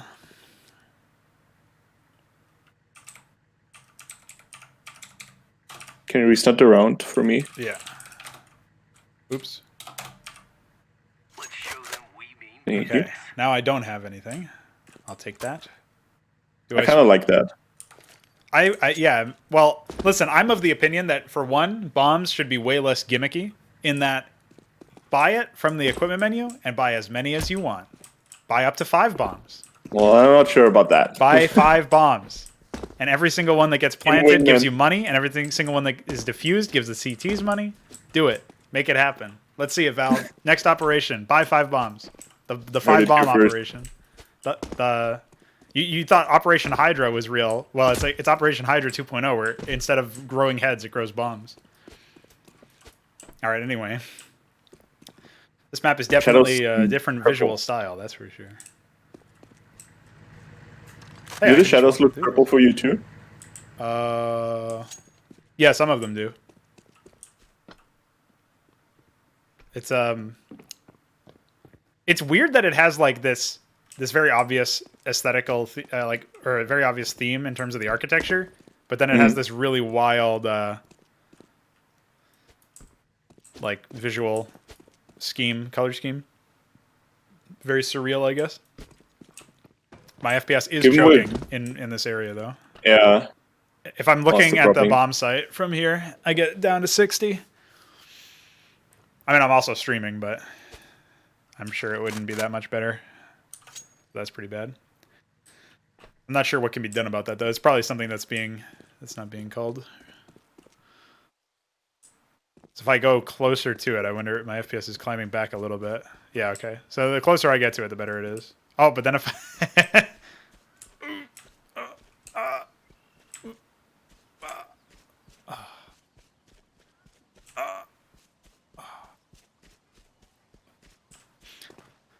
Well, listen, this guy tried to do a lot. Holy moly. Yeah. And then a classic ambitious. waterfall. Source waterfall. Dude, I'm surely, I mean, if you're going to have one part of it be really fast, like the sliding texture down here, maybe you could like make this part fast too? Or would that look weird? I mean, it's a different texture, but maybe this is just a billboard. This part here. Anyway, that's obviously a very minor note. If you don't look at it, it's just flavor, right? So the good thing about Counter-Strike, unlike most games, like if you ever have me on here and I'm like streaming a regular game and I talk about how I will harp on graphics a lot because a lot of the times it's like really easy issues to fix. But that's assuming the people who are making the content like in the game know the engine that they're working within. But I always assume that like I take that for granted because that's how it should be. Like you shouldn't have an actual AAA game releasing with obvious graphical issues that could be fixed by somebody who has like full engine access or something. But anyway, I don't really ever have to worry about that in Counter-Strike to the same degree because it's very rarely about the visuals. It's much more about like the gameplay. So luckily, I can just say that. Also, I am a little sad that there aren't any more physics objects in a lot of these maps. Like they've gone away from things that you can shoot. I know it's probably better for competitive integrity or whatever. But Yeah. I kind of miss the barrels on Dust 2 from Source yeah. that you can like shoot around.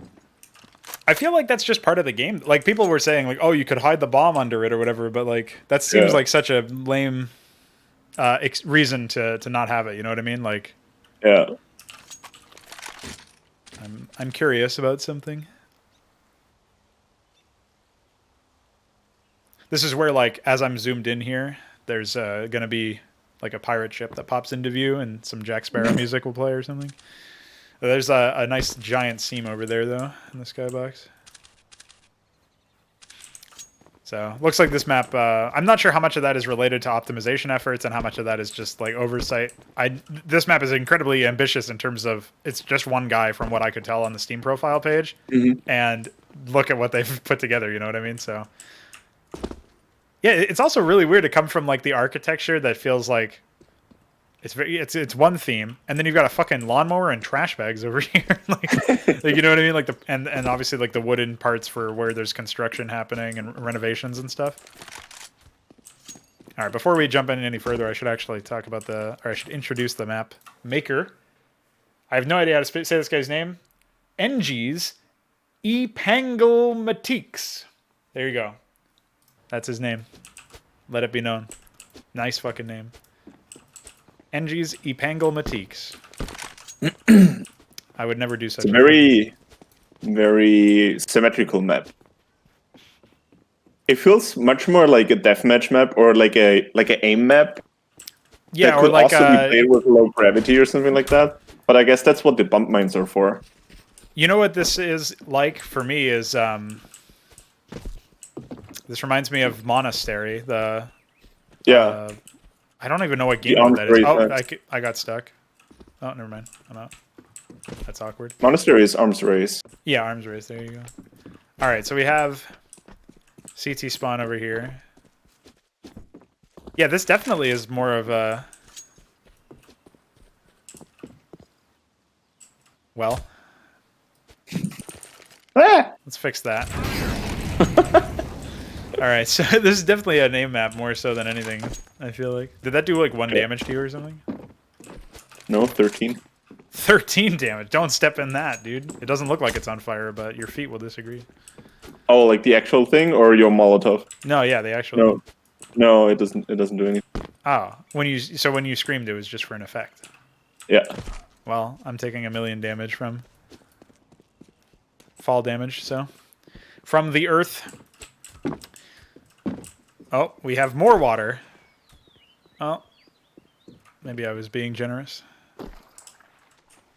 So this is that really slow-moving sliding texture. So I guess that's probably why it doesn't move really fast on the waterfall side, because it would be kind of distracting or something if it was that fast in gameplay space.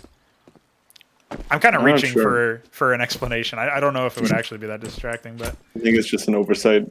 Yeah. We do have this is what we call a long pipe for when you got that wacky tobacco and you need an extra long travel time. I don't actually know what that is. That's probably cultural appropriation. We do have all right, the bomb site is what? This building? This big building? Here, the bridge, I guess.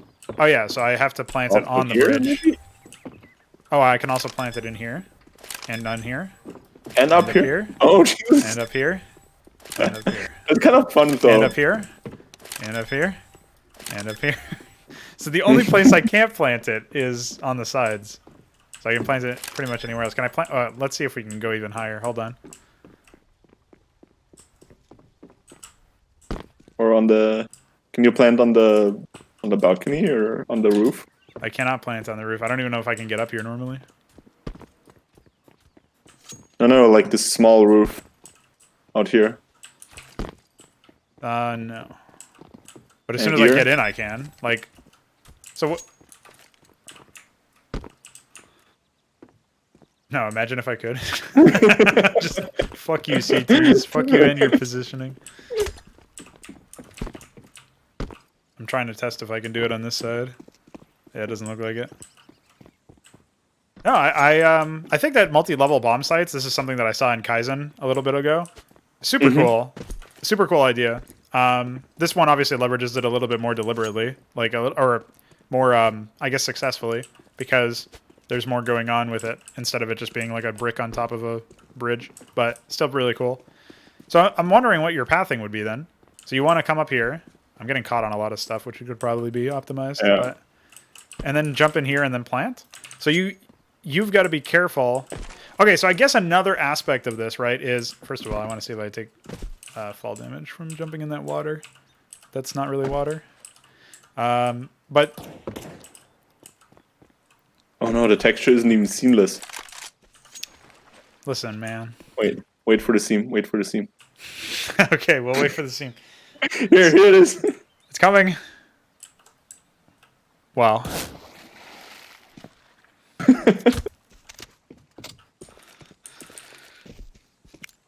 All right, sorry, I was distracting you. Oh wait, it actually extinguishes Molotov. Oh wait, no, it's only under there. Wait, Under the bridge. yeah, it's only under the bridge apparently. Oh, my frame rate's tanking. Wait, What did you do? I just threw it. Yeah, it's this spot right here. I'll wait for all the other trajectories to go away so you can see. I thought that was intentional at first, but it doesn't work any other spot. I don't see the trajectories anyway. Oh, over here. Is it because it's deeper? I don't know. Yeah, as you can see. Maybe because it's deeper. That's... I have no idea. I like how I got that first try too. Reasonable. Anyway. Does this hurt you up top? Oh yeah, I almost killed myself. Probably God mode. Okay, so... yeah, so I guess part of the reason why this map is structured the way it is with all of the height is because of the random weapons. Yeah. So that you can basically, your strategy will wildly vary depending on what weapons you spawn in with. I really don't like randomness in any competitive setting. But if you were going for something a bit more varied... well, I mean, I can already come up with like a bunch of systems that would work better than random stuff, but if you were going for something a bit more varied, and you say you do have effectively random weapons or different loadouts every time or something, the issue that I would have is that you would have potentially... oh, you can jump onto that rock, but you can't climb up that area. Oh, don't look at that. No, no, no. But yeah, if you... so basically, if you have like an SMG and a shotgun or something where it's super short range stuff, I don't know what your path is. You know what I mean? Like, I don't know where you would go. Roofs. I would jump up on the roofs and like try to get into the buildings as fast as possible. Yeah, but I also feel like you want to jump up on the roofs if you have long range weapons too, because that's the quickest way into the bomb site. So you'd both want to like have that be on CT side. Wait, can you even get on the roofs on CT side? Oh, you cannot. This is the worst rock slide ever. Okay. Yeah, so I don't think you can. I mean, in theory, like, this is all pathable. But I don't think you can actually get up here. This is not a playable space, it's just a room to work around. Okay, so only the T's can get up there, and they can only really do it from one angle anyway, and then they've got to walk in the rest. So I guess if you're a CT, then your path to the rooftops is this. So you'd be like peeking out from over here, and that's the angle that you'd be taking on people who are... oh wait, no, that's not even the right angle. I don't know. If I had a sniper, I would just try to hold one of the ground lanes. Well, there's like a really... like the angle that I just pasted over here is the angle for op duels on the rooftops. But it does take a long time for the CTs to get over there relative to the Ts, so... yeah. Okay, so you can also easily jump up on the rails. Oh, that's cool. So generally what I think about this map is that it's not really trying to be super competitive. right. But rather fun. Like I said, or like you said, it reminds you of Monastery. Yeah. Not only because of the visuals, but also the way the gameplay or the game spaces are set up. It facilitates like this deathmatchy kind of gameplay. And with that, I don't mind the random weapons at all because it's just about fun and like try to freshen up gameplay from round to round. Yeah, I think a system that would be a bit more involved from an implementation side, but would eliminate the issues with randomness, would just be so that you have sort of like how you have to pick up the bomb at spawn. There would also be like some Loadouts you could pick. So there would be like weapons. Like if you've ever played any of those co-op maps, you always like pick weapons or whatever, and you would only have access to like say, I don't know how long the rounds are, but so say that it's like you have access to like 2 ops per half or something. So you can only pick the op twice. If you save it, you save it, obviously. But if you die with it and it doesn't get recovered, then you can't pick it up. Like if you already pick it twice, then you can't pick it up again. Like that would be how I think you would, from a game design perspective, if you're trying to develop a new game mode. That way it's like, I've already bought out all of the, I've quote unquote bought my ops. I've selected my ops or whatever. And based on my play, I can't do that anymore because I died with them twice. So now I've got to grab a rifle or grab something else. So I don't know if that would really eliminate the issue entirely, but I do think that at least then it's more about player choice than randomly getting stuck with a weapon you don't want, which isn't really fun. But you're right in that it means less because of the fact that it's random. So like the player had no control over it, so they can't really get that up. I guess they can't really get that invested into the game mode because like. If it was just going to be decided by the game instead of by them, then obviously that's nothing they could control. So that they're not going to be, hopefully, not going to be that upset about it. But Also, one thing to point out with what you said earlier that cities don't have access to the roofs right away. They technically could if they would spawn with bump mines or something like that. So yeah, that is true as well. So if you could pick that or the exo jump or whatever, I don't know what else you can get. I completely forgot about the bump mines, even though they crashed the game earlier. Classic. But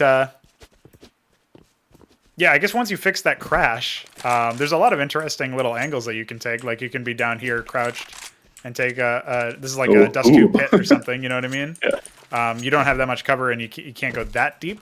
But this is like obviously there could be like some sort of battle like this. And this is where the fact that the map is symmetrical kind of plays into the map's favor. Because it's not one-to-one symmetrical, like complete mirror symmetry.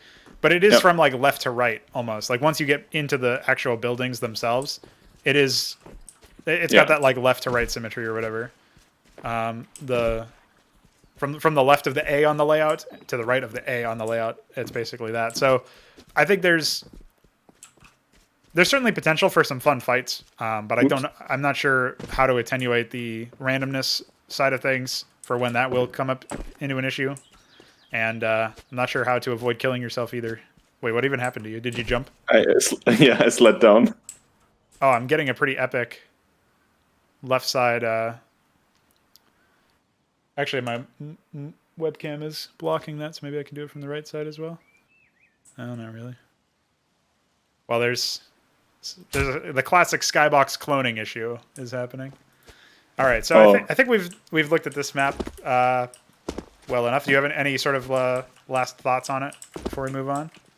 It's a simpler map than some of the others, certainly, but it also has that deceptive element where there's a lot of verticality at play, which I like. So I feel like it could be a really cool map to play with friends just for fun, on like a LAN setting or something like that. Yeah, like a show match map or something. Could be cool. Something for fun. Yeah. It's not very competitive, I guess, but I don't see why it can't be fun because of that. I guess if you had maybe a longer bomb timer than default too, that it could be really cool to have like. Well, I guess it's supposed to be for wingmen, so it wouldn't matter in that case.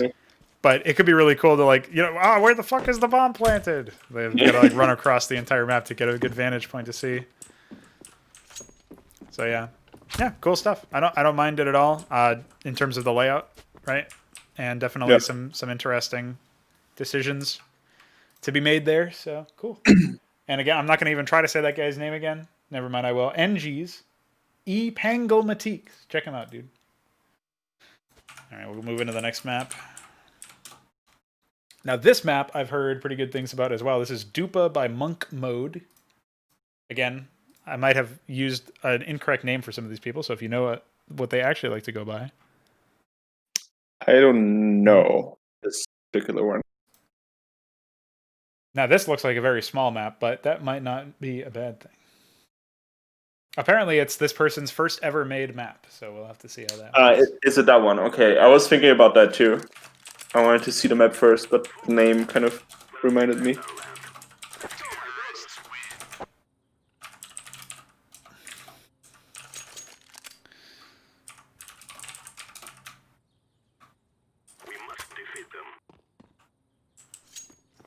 Well, I already know you're going to have some things to say. Why is that? I spawned in looking at a door I can't access. Oh no. So, some early Here. early things. Thank you. Okay. Yeah. Yeah, so I think most of the spawns are like this, where you stare at this door that you can't walk through.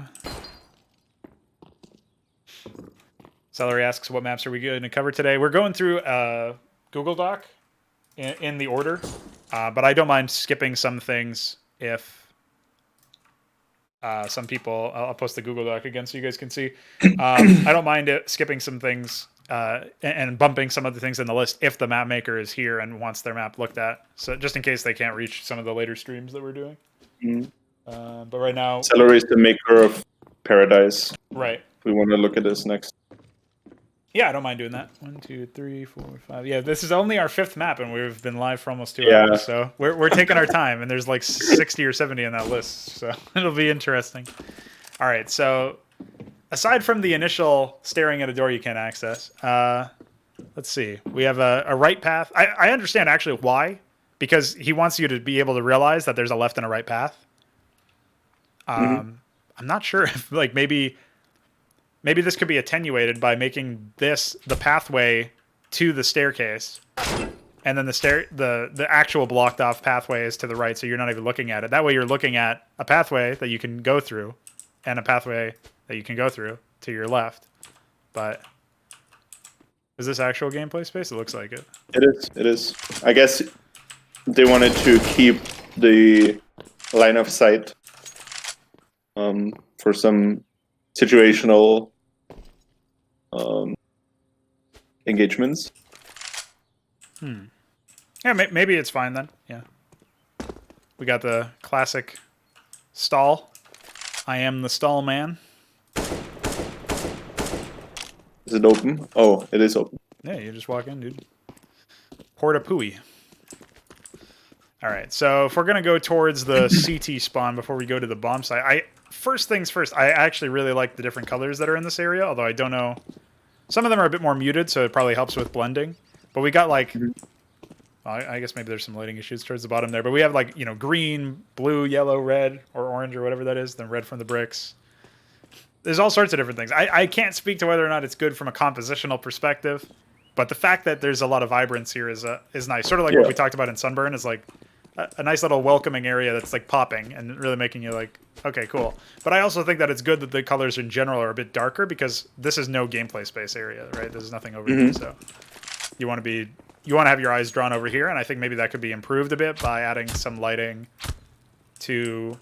He has a bit of a lighting situation inside here, but maybe making it either more powerful or like could maybe be a little bit brighter. Yeah, brightening up Could the also entrance. have a light up here, hanging up here, or something like that, illuminating the portal itself.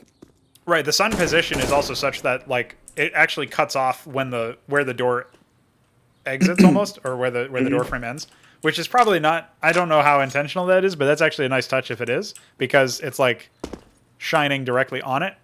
I think that you could also leverage that to actually have the sun be shining on the door itself to help lighten that stuff up, sort of like what you were saying. I'm wondering if you can do anything over here. This stuff is taken from... Yeah, you can. That's where a point I wanted to make is that this is very highlighted too, with the bright colors, that this is also gameplay space. However, you can't really boost up there because you would need 3 people. Wingman only 2. But as far as I know, you can somehow come up here and out of the window. Well, the other thing too is that if I boost one person up here just to watch this angle for any CT aggression, that could be something. But it's not like the CTs can do anything either, right? Like maybe if this over here was a ladder to get you all the way to the top, then you can hold it from this angle and potentially get a CT who's encroaching out or something. I don't know. Maybe it would be something more to fight for, because right now there is no real connection from this area to the path to the bomb site. But oh, there is an arrow over here, so maybe you can boost over in this area. Like, what if I stand on the? No. Why is there an arrow over here if I can't jump over? You can. Because if you're up here, you can jump like this. Okay. So maybe it just wasn't the right height. Oh, I don't know if that's intentional. Here, get on my head and see if you can jump it from a boost. See you later, Juan. Yeah. Okay, so yeah, we just had to be closer because we were standing on the trash bags. Bye, Maxi.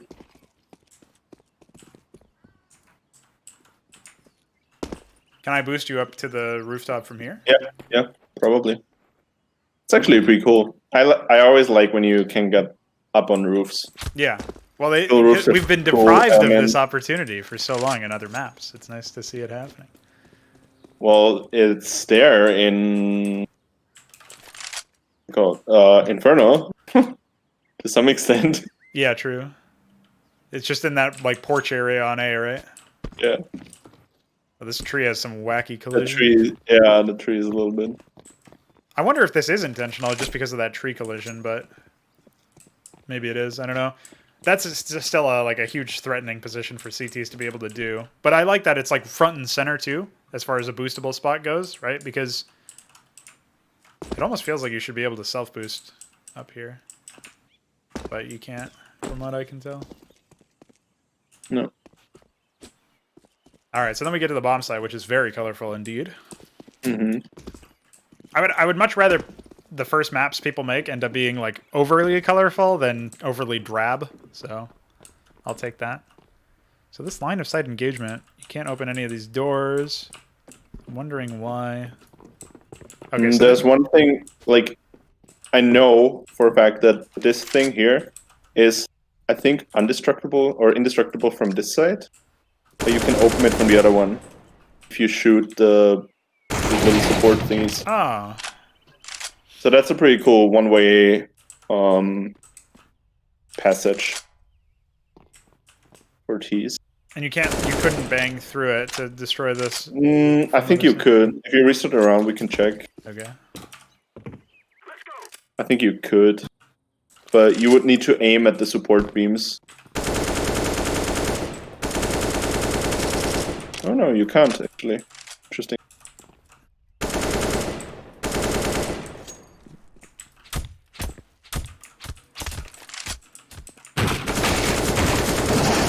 Yeah, so it looks like it is a one-way thing. Pretty cool. It is cool, but it's weird that it's wooden. You know what I mean? Yeah, that's true. But at the same time, what would collapse if you destroyed the ports on the other side? Yeah, I mostly mean that we can't bang it from the other side. But at the same time, if somebody is going to be busting through that, it takes enough time or enough of a spray that you could, in theory, spray back at them. Like if you knew that they were over there. And this whole room seems like it's spammable. The whole yellow house there.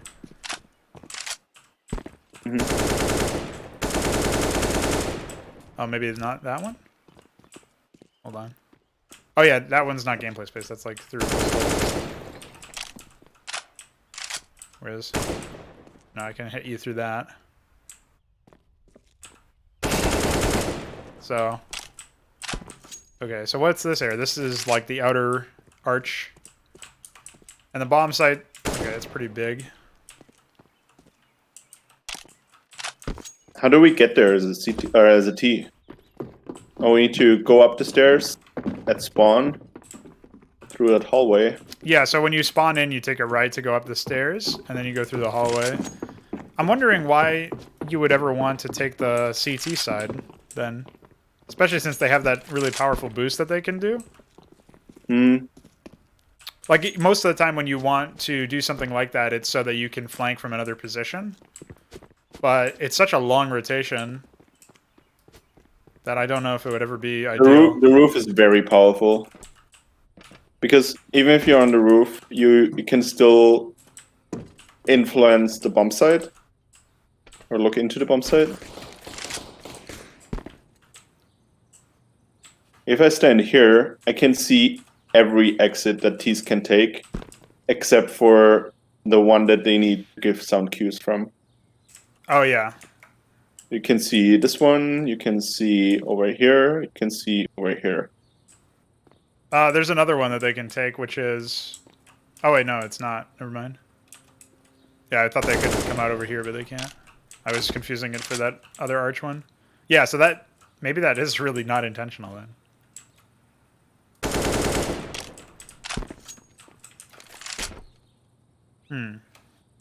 So yeah, I guess the boost spot would probably be utilized in most rounds, which just means that you could, in theory, like commit people to killing it, but it definitely changes the engagement of the map. I mean, it also takes time to set it up. And T's could use that time to very far up here, and then use some utility to smoke off the bomb site and plant here. Well, if I leave a smoke and then I'm back on the roof... Yeah, I can just plant behind these boxes. Nope. Nope.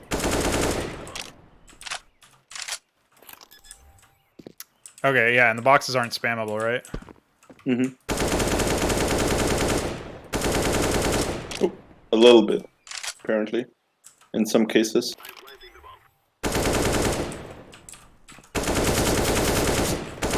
Yeah, these are also taken from Vertigo, I think. Yeah.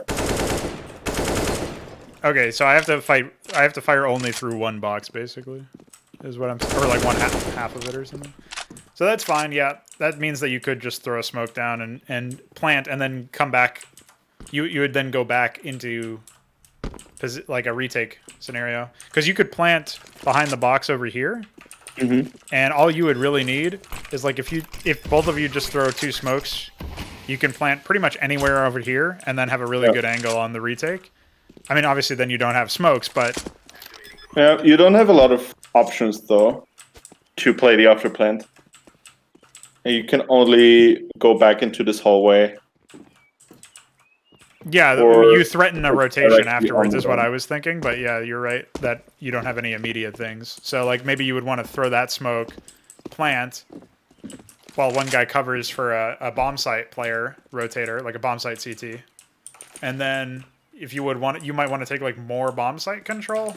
But the thing is, once you're on the bomb site, it sets you up for so many more like flashbangs and aim duels and stuff that will help you neutralize the roof position. Like once you're on the site itself, I feel like the roof position does lose a bit of power. It's still pretty useful, but you are limited because of the tree collision. You are limited. And then, yeah, I guess you could also play behind that box after planting, which is another thing. So yeah, I guess it's shaping up to be a bit more considered than I thought initially. I thought there was, especially since maybe that's an unconscious bias as well. Like we saw that this was this guy's first map, so we expected a lot of early beginner mistakes. But I actually think a lot of it is It's a pretty solid first map. Yeah. You know, you can self-boost your way up to the dumpster, which would be mostly clutch, you know, stuff. It's like cache site on the tank or something. How did you get up there? Yeah, you have to jump from the cement mixer onto the side of it. It's a pretty prolonged thing. Maybe it should be made a bit easier for it to see more use, but it could still come in handy if, like, there's already utility on the site. Then you can jump over here. That definitely becomes a firebox, though, that area that you were in. Yeah, pretty much. Yeah, so...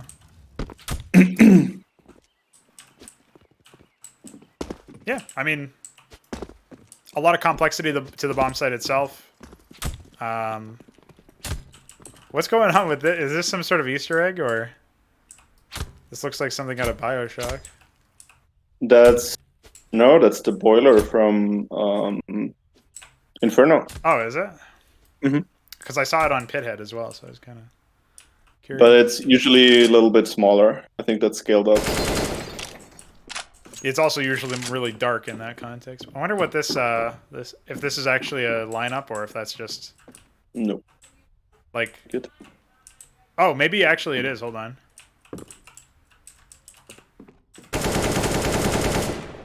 No, I can't bang onto the site from it. Maybe if I crouch. No. I got excited. In the window, it feels a little bit tight. Yeah, it's a bit. But I like the fact that you can like super aggressively push the side by jumping there. Yeah, if your movement mechanics are on point, you can definitely do that. CT's coming in. Where would they want to go? One might boost, and another might play behind this orange, the double orange box. Or maybe further up around the flower pot, looking over here. Because they could take a flight over here and then like play around this, even though it's actually not bangable. It's completely solid. That's pretty wild. Yeah, I'm not sure how timings work out, but I feel like CTs, apart from the roof boost, don't really have very good long range defensive position. Especially if they take the boost, because that means one player is slower to reach a bomb site position. Yeah. So that probably attenuates it a bit too for rushes. Well, I guess we can try just walking. You can walk to the bomb site from CT, and I can. I'll walk for the same way using upper. We'll do 45. So I think that should help us figure out what we think here. All right. So I'm all the way upper. I could go to the left for the window, but I'm going to drop. Okay, so we make it around here at the same time if we're just going full so you don't really need super defensive positions because I can already set up my defenses right here, back here. I could also jump down, and instead of going to the right, I could bust this open and come out. Yeah. But that's obviously a sound cue. Well, that's a pretty cool angle up here. I like it. Yeah, and you have time to set up for this and also hear me if I'm full running anyway, so... Yeah, I think that should be fine. That's assuming that you don't do any boosting, of course. Yeah. But... Oh, no. Everybody's favorite. I feel like we didn't really spend that much time on this area. Can I boost you up onto that ridge? Yep. Okay. Could use that to counter the other boost, I guess, in theory, since we can both get out here pretty early on. This is like... It's kind of interesting that that's mirrored, that both teams can do a quick boost onto some upraised area. Obviously, this one is less useful or less impactful, but as a counter boost to that one, I could easily see that working out.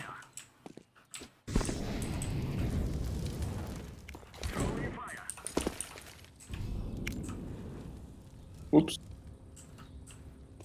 It's pretty hard to land. Yeah, I'm trying to find a lineup.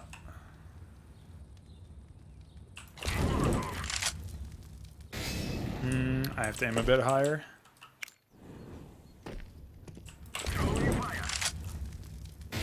No, there's not enough travel time. Maybe if I run for longer.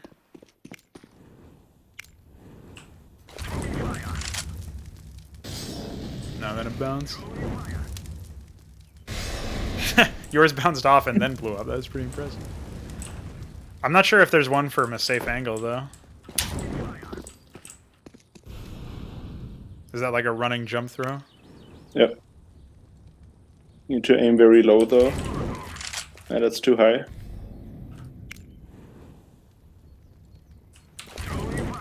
Yeah, it looks better. Woo, almost. Just barely.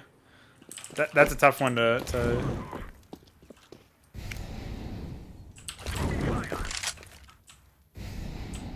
All right, that Nice. one worked. I aimed at the little, just this tiny little piece over there where there's part of the texture. See if that's consistent. It's like a step jump throw. Yeah, but I don't even know if it. No, Yeah, it doesn't actually Funny. spread. Yeah, yours does. It spreads onto me, so that could No, you work. killed yourself. You killed yourself. I don't know about that one. I thought I had God mode on. Anyway, yeah, I don't know. Do you have any other thoughts on this map so far? Yeah, just very, very solid first map, I would say. Yeah, definitely more more things were considered here than initially expected. Does not look like a first map at all. Yeah. Especially the visual like fidelity. I mean, part of it helps that a lot of these assets are from different maps that are already in the pool, so they have some consistency since they were made by Valve or Yeah. other map makers that were able to copy or mimic Valve's style. I guess some of the Vertigo boxes feel a little out of place because they're so vibrant compared to everything else, but still, I think generally it's a very well put together map. So yeah, cool stuff. All right, so you said Celery was responsible for Paradise. Trying to find that in my list here. Is he still in the chat? Yeah, he should be. Yeah. All right, we'll switch over to that. I'm actually not sure if he is still here, but he did say that it would be cool if we could look at his map, so we can do that.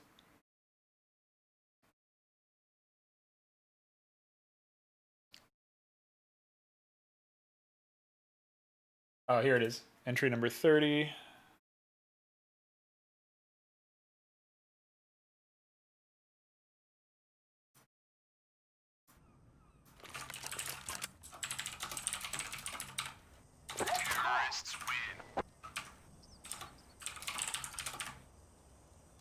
Talk is over. We have tried. Now is the time for action.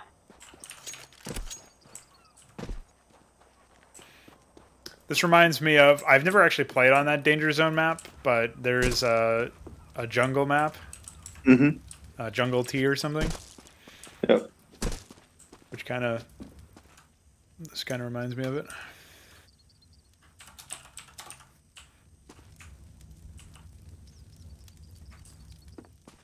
At least I don't take damage from the fire.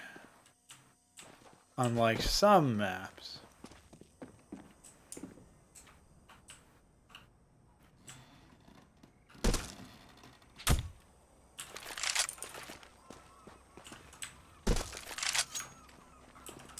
Are you still loading in? Oh, Yeah, there I you go. just turned. Okay. So I guess that will be the last map for me. All right, sure. Okay, so this is by Celery. Celery. I think on Twitter they're the Onion Chef or something. At least they have the same Yeah, avatar. I think so. I like how their avatar is a lemon, but they're called either Celery or the Onion Chef. Very, very, very cohesive. Not confusing at all. All right, so I guess we'll just go straight through mid here. We got a nice little foosball table. Love me some of that. Used to play that all the time as a kid. Single window here. You can pop out. But notably the... How do you even get to the bomb site? Okay, so the bomb site is real deep in CT territory. Mm-hmm. This kind of reminds me of... was it Workout? Was that the map name? It's an old hostage map from like 2015 or something. Yeah, we work on. I think a lot of the assets are from Bree. At least that foosball table. I feel like some of the wooden structures or the furniture. I'm not entirely sure though. What did you say? Breach? Breach, yeah. Another good map. Very good. Behold me floating fire. Or floating lamp. Oh shit. Sorcery. Shit. A lot of breakable glass, so you can toss a lot of nades. I used some breach assets, a few swamp, and a few of my own. Oh, okay, cool. Swamp assets, you say? Huh. Can't climb on that. Oh, ladder. probably the piers. Yeah. If I had to guess. So yeah, a lot of breakable glass.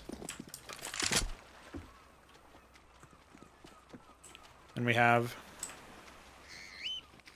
a bird. Burp? I don't know, I heard it. I think it was a bird.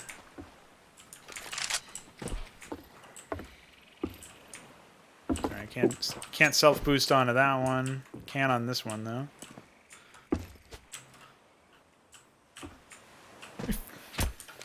Oh.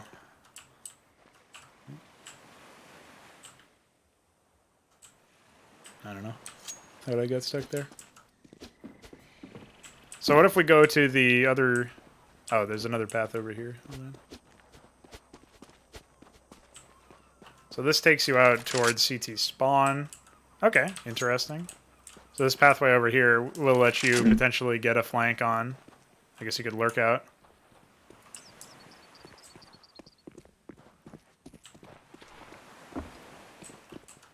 Interesting. So generally, I feel like the map is much flatter than it could be, especially considering you have a lot of these rocks and these rocks formations. Like you could have a few higher positions that you can take. Even though the terrain is going on a downward slope just a little bit, it feels very flat. Yeah, maybe some of the... So something that a lot of other maps do that I think works out really well for having verticality in the angles and in the feeling of playing the map is like having one team start on a higher elevation and work their way down to the midpoint, and the other one start on a lower. Which is obviously like a very linear thing, right? Where you have... Yeah. Just it goes from down to up or up to down. But that would probably work out quite nicely because then you could potentially activate some of these rooftops or some of the area, like housing areas or whatever, to be higher rising and then have those be the gameplay spaces. But obviously that does add a lot of complexity to figuring out like what the layout actually is or how to path between areas. It's certainly a functional map as it currently stands. Like that much is for sure. And you've got like a lot of props and a lot of things that help make it feel like it's a real place. Yeah, definitely. Can't believe I'm bombing my wait, actually. Can't tell if that looks like an Xbox controller. Imagine bombing an Xbox. Oh, there's also a safe over here. I like the fact that it feels really close quarters and urban. You know, another thing that this map reminds me of is that I forget what the map... I think it's Ivory is a hostage rescue map. Mm-hmm.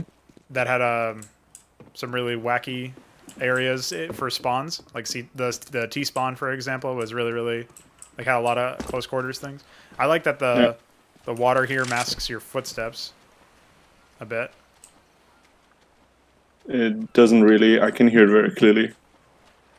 Oh, well, my game audio is pretty low, so that's probably contributing to it. Because I'm hearing, like, the... To me, it just sounds like waves from a soundscape.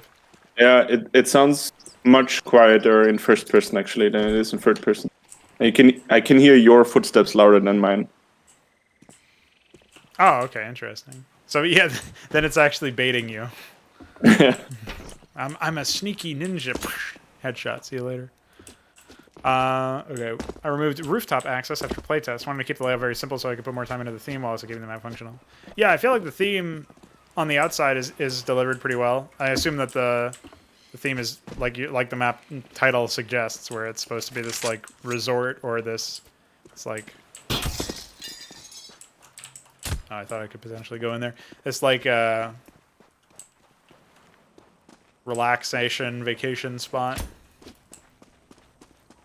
And I guess the locals are unhappy with that.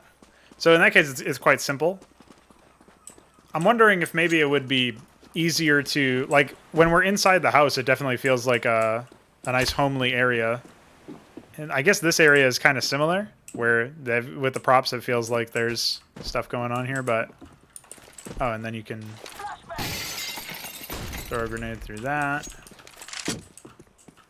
I guess, actually, if you threw a smoke from that angle...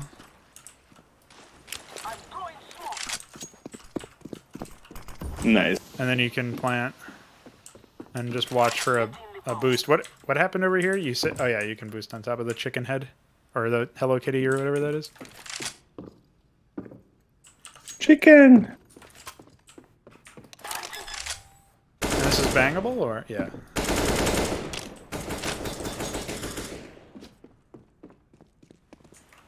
One thing that's probably going to happen in a lot of opening rounds is breaking the glass at the beginning of rounds, just so that you have more freedom to move around in the middle of the post plants and stuff.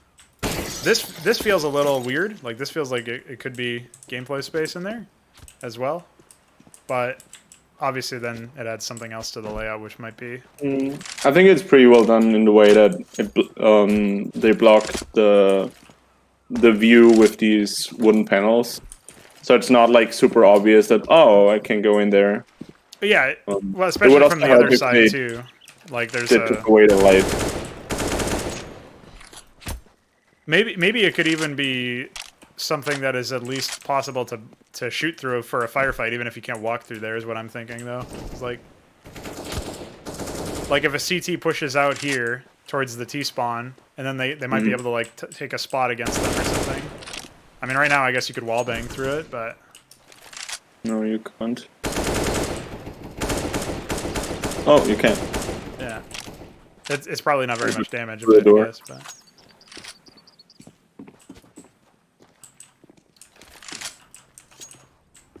No, I don't know. I definitely think that the layout is really functional, and I think any change to add more verticality or add more complexity to the map would probably result there's probably nothing small, there's probably nothing that's like low-hanging fruit that you could change that would give your map a significant boost. You know what I mean? Like anything that you would want to change from this point onward would probably result in a heavier rework elsewhere. You know what I mean?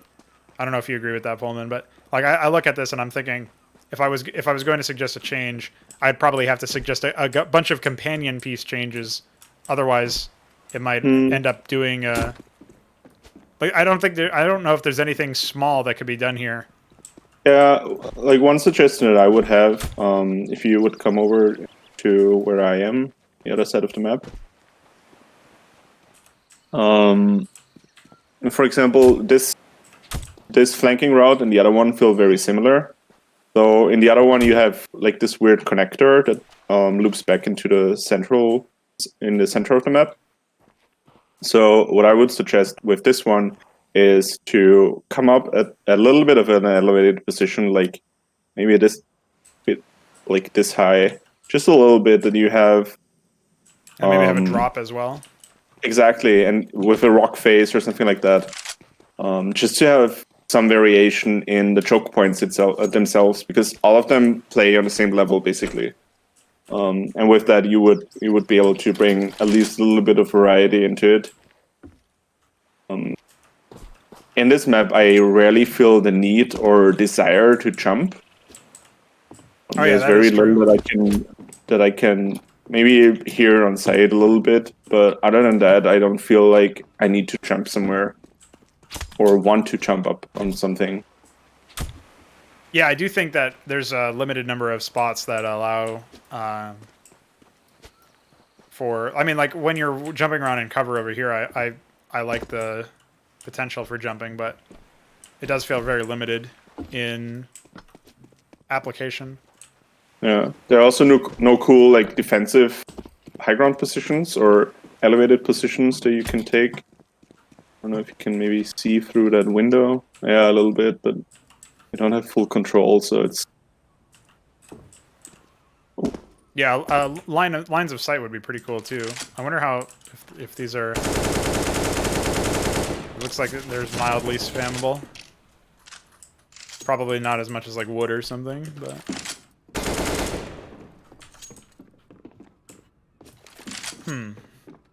No, I think there's.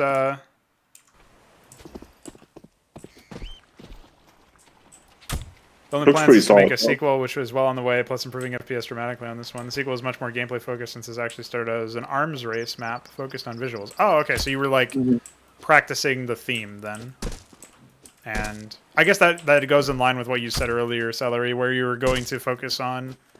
You wanted to focus on gameplay, or on the visuals and keep the gameplay simple so that you could make a functional layout. So in that case, I think you succeeded. Maybe some stuff that can help you in the development of the new one is what poLemin said about like having adjusted height variations and different things that can be leveraged to improve, to essentially add variety to the gunfights, such that if you get shot out in one firefight, you lose some firefight, you can go back to the same position but take a different approach to it. To an extent, this map already supports that sort of thing, but maximizing or increasing the amounts like that might be one thing that you can look to for the sequel, like you were saying. But if you're just gonna, improve FPS and keep this map functional, that also makes sense, especially since like you were saying, you plan on just making a sequel that takes this theme and goes further with it in terms of gameplay. New map is more like Sunburn gameplay-wise. Okay, cool. Will be interesting to see where that one goes then. That's one of the benefits of having these contests as well, is that you have opportunities for people to like essentially experiment and discover different themes or different things that they might want to do.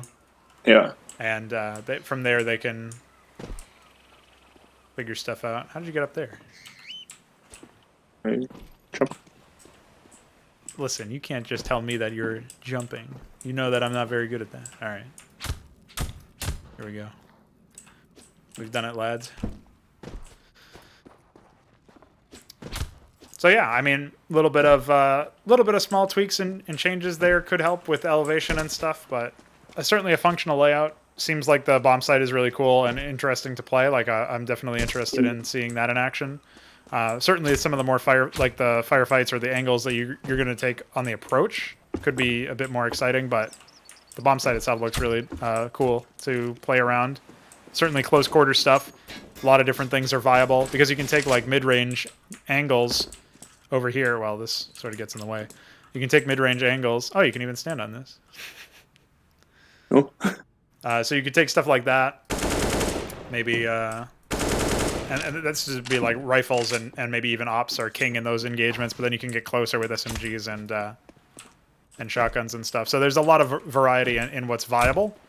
I do wonder if maybe it's a little too CT-sided when it comes to actually getting defensive angles and holding them. Like, I'm not sure if there's a lot of value for CTs in pushing out, basically, which doesn't necessarily mean that the map is CT-sided, but it does mean that CTs have less to do, like less decisions that they think that they can make. That's my just a gut feeling, because I feel like, especially if I have a weaponry disadvantage, but just in general, like pushing out here onto the right side and looking towards where they're going to come out that area. I mean, if I take a fight and then fall back, I'm potentially exposing myself to mid and stuff. So maybe that's fine. Like maybe that's like other maps as well. But I do wonder if maybe there's something that could be done to give CTs a bit more, like feeling like they have a bit more agency or something, or a bit more, giving them a couple more decisions that they could take or could make depending on the situation.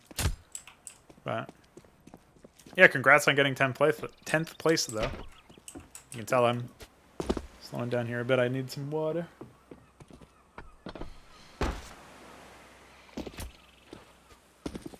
Well, there you go. You have any sort of lasting words for this one, poLemin? No, that's about it. I think I covered everything I wanted to say. Yeah, nice. Well, you got to definitely excited to see the adjustments and the next version. Yeah, for sure. And thanks for joining me on this particular stream. I'm not sure if we'll be able to sync up our schedules for the next one as well. I was planning on doing one maybe Wednesday, around the same time, but yeah, let's just talk. We'll see. Yeah, we'll see how it goes. But yeah, for sure, because I'm not 100% sure when the next one will be. But I think it was really helpful to get your opinion in on some of this stuff and to get another set of eyes on it. And obviously, we could also like test out timings and stuff, which allowed us to be a bit more Sure. like objective, I guess, or informed about some of the thoughts that we had. So yeah, I thought that was really cool, and good on you for coming in and helping give back to the community in that sense. Appreciate it. Thanks for having me.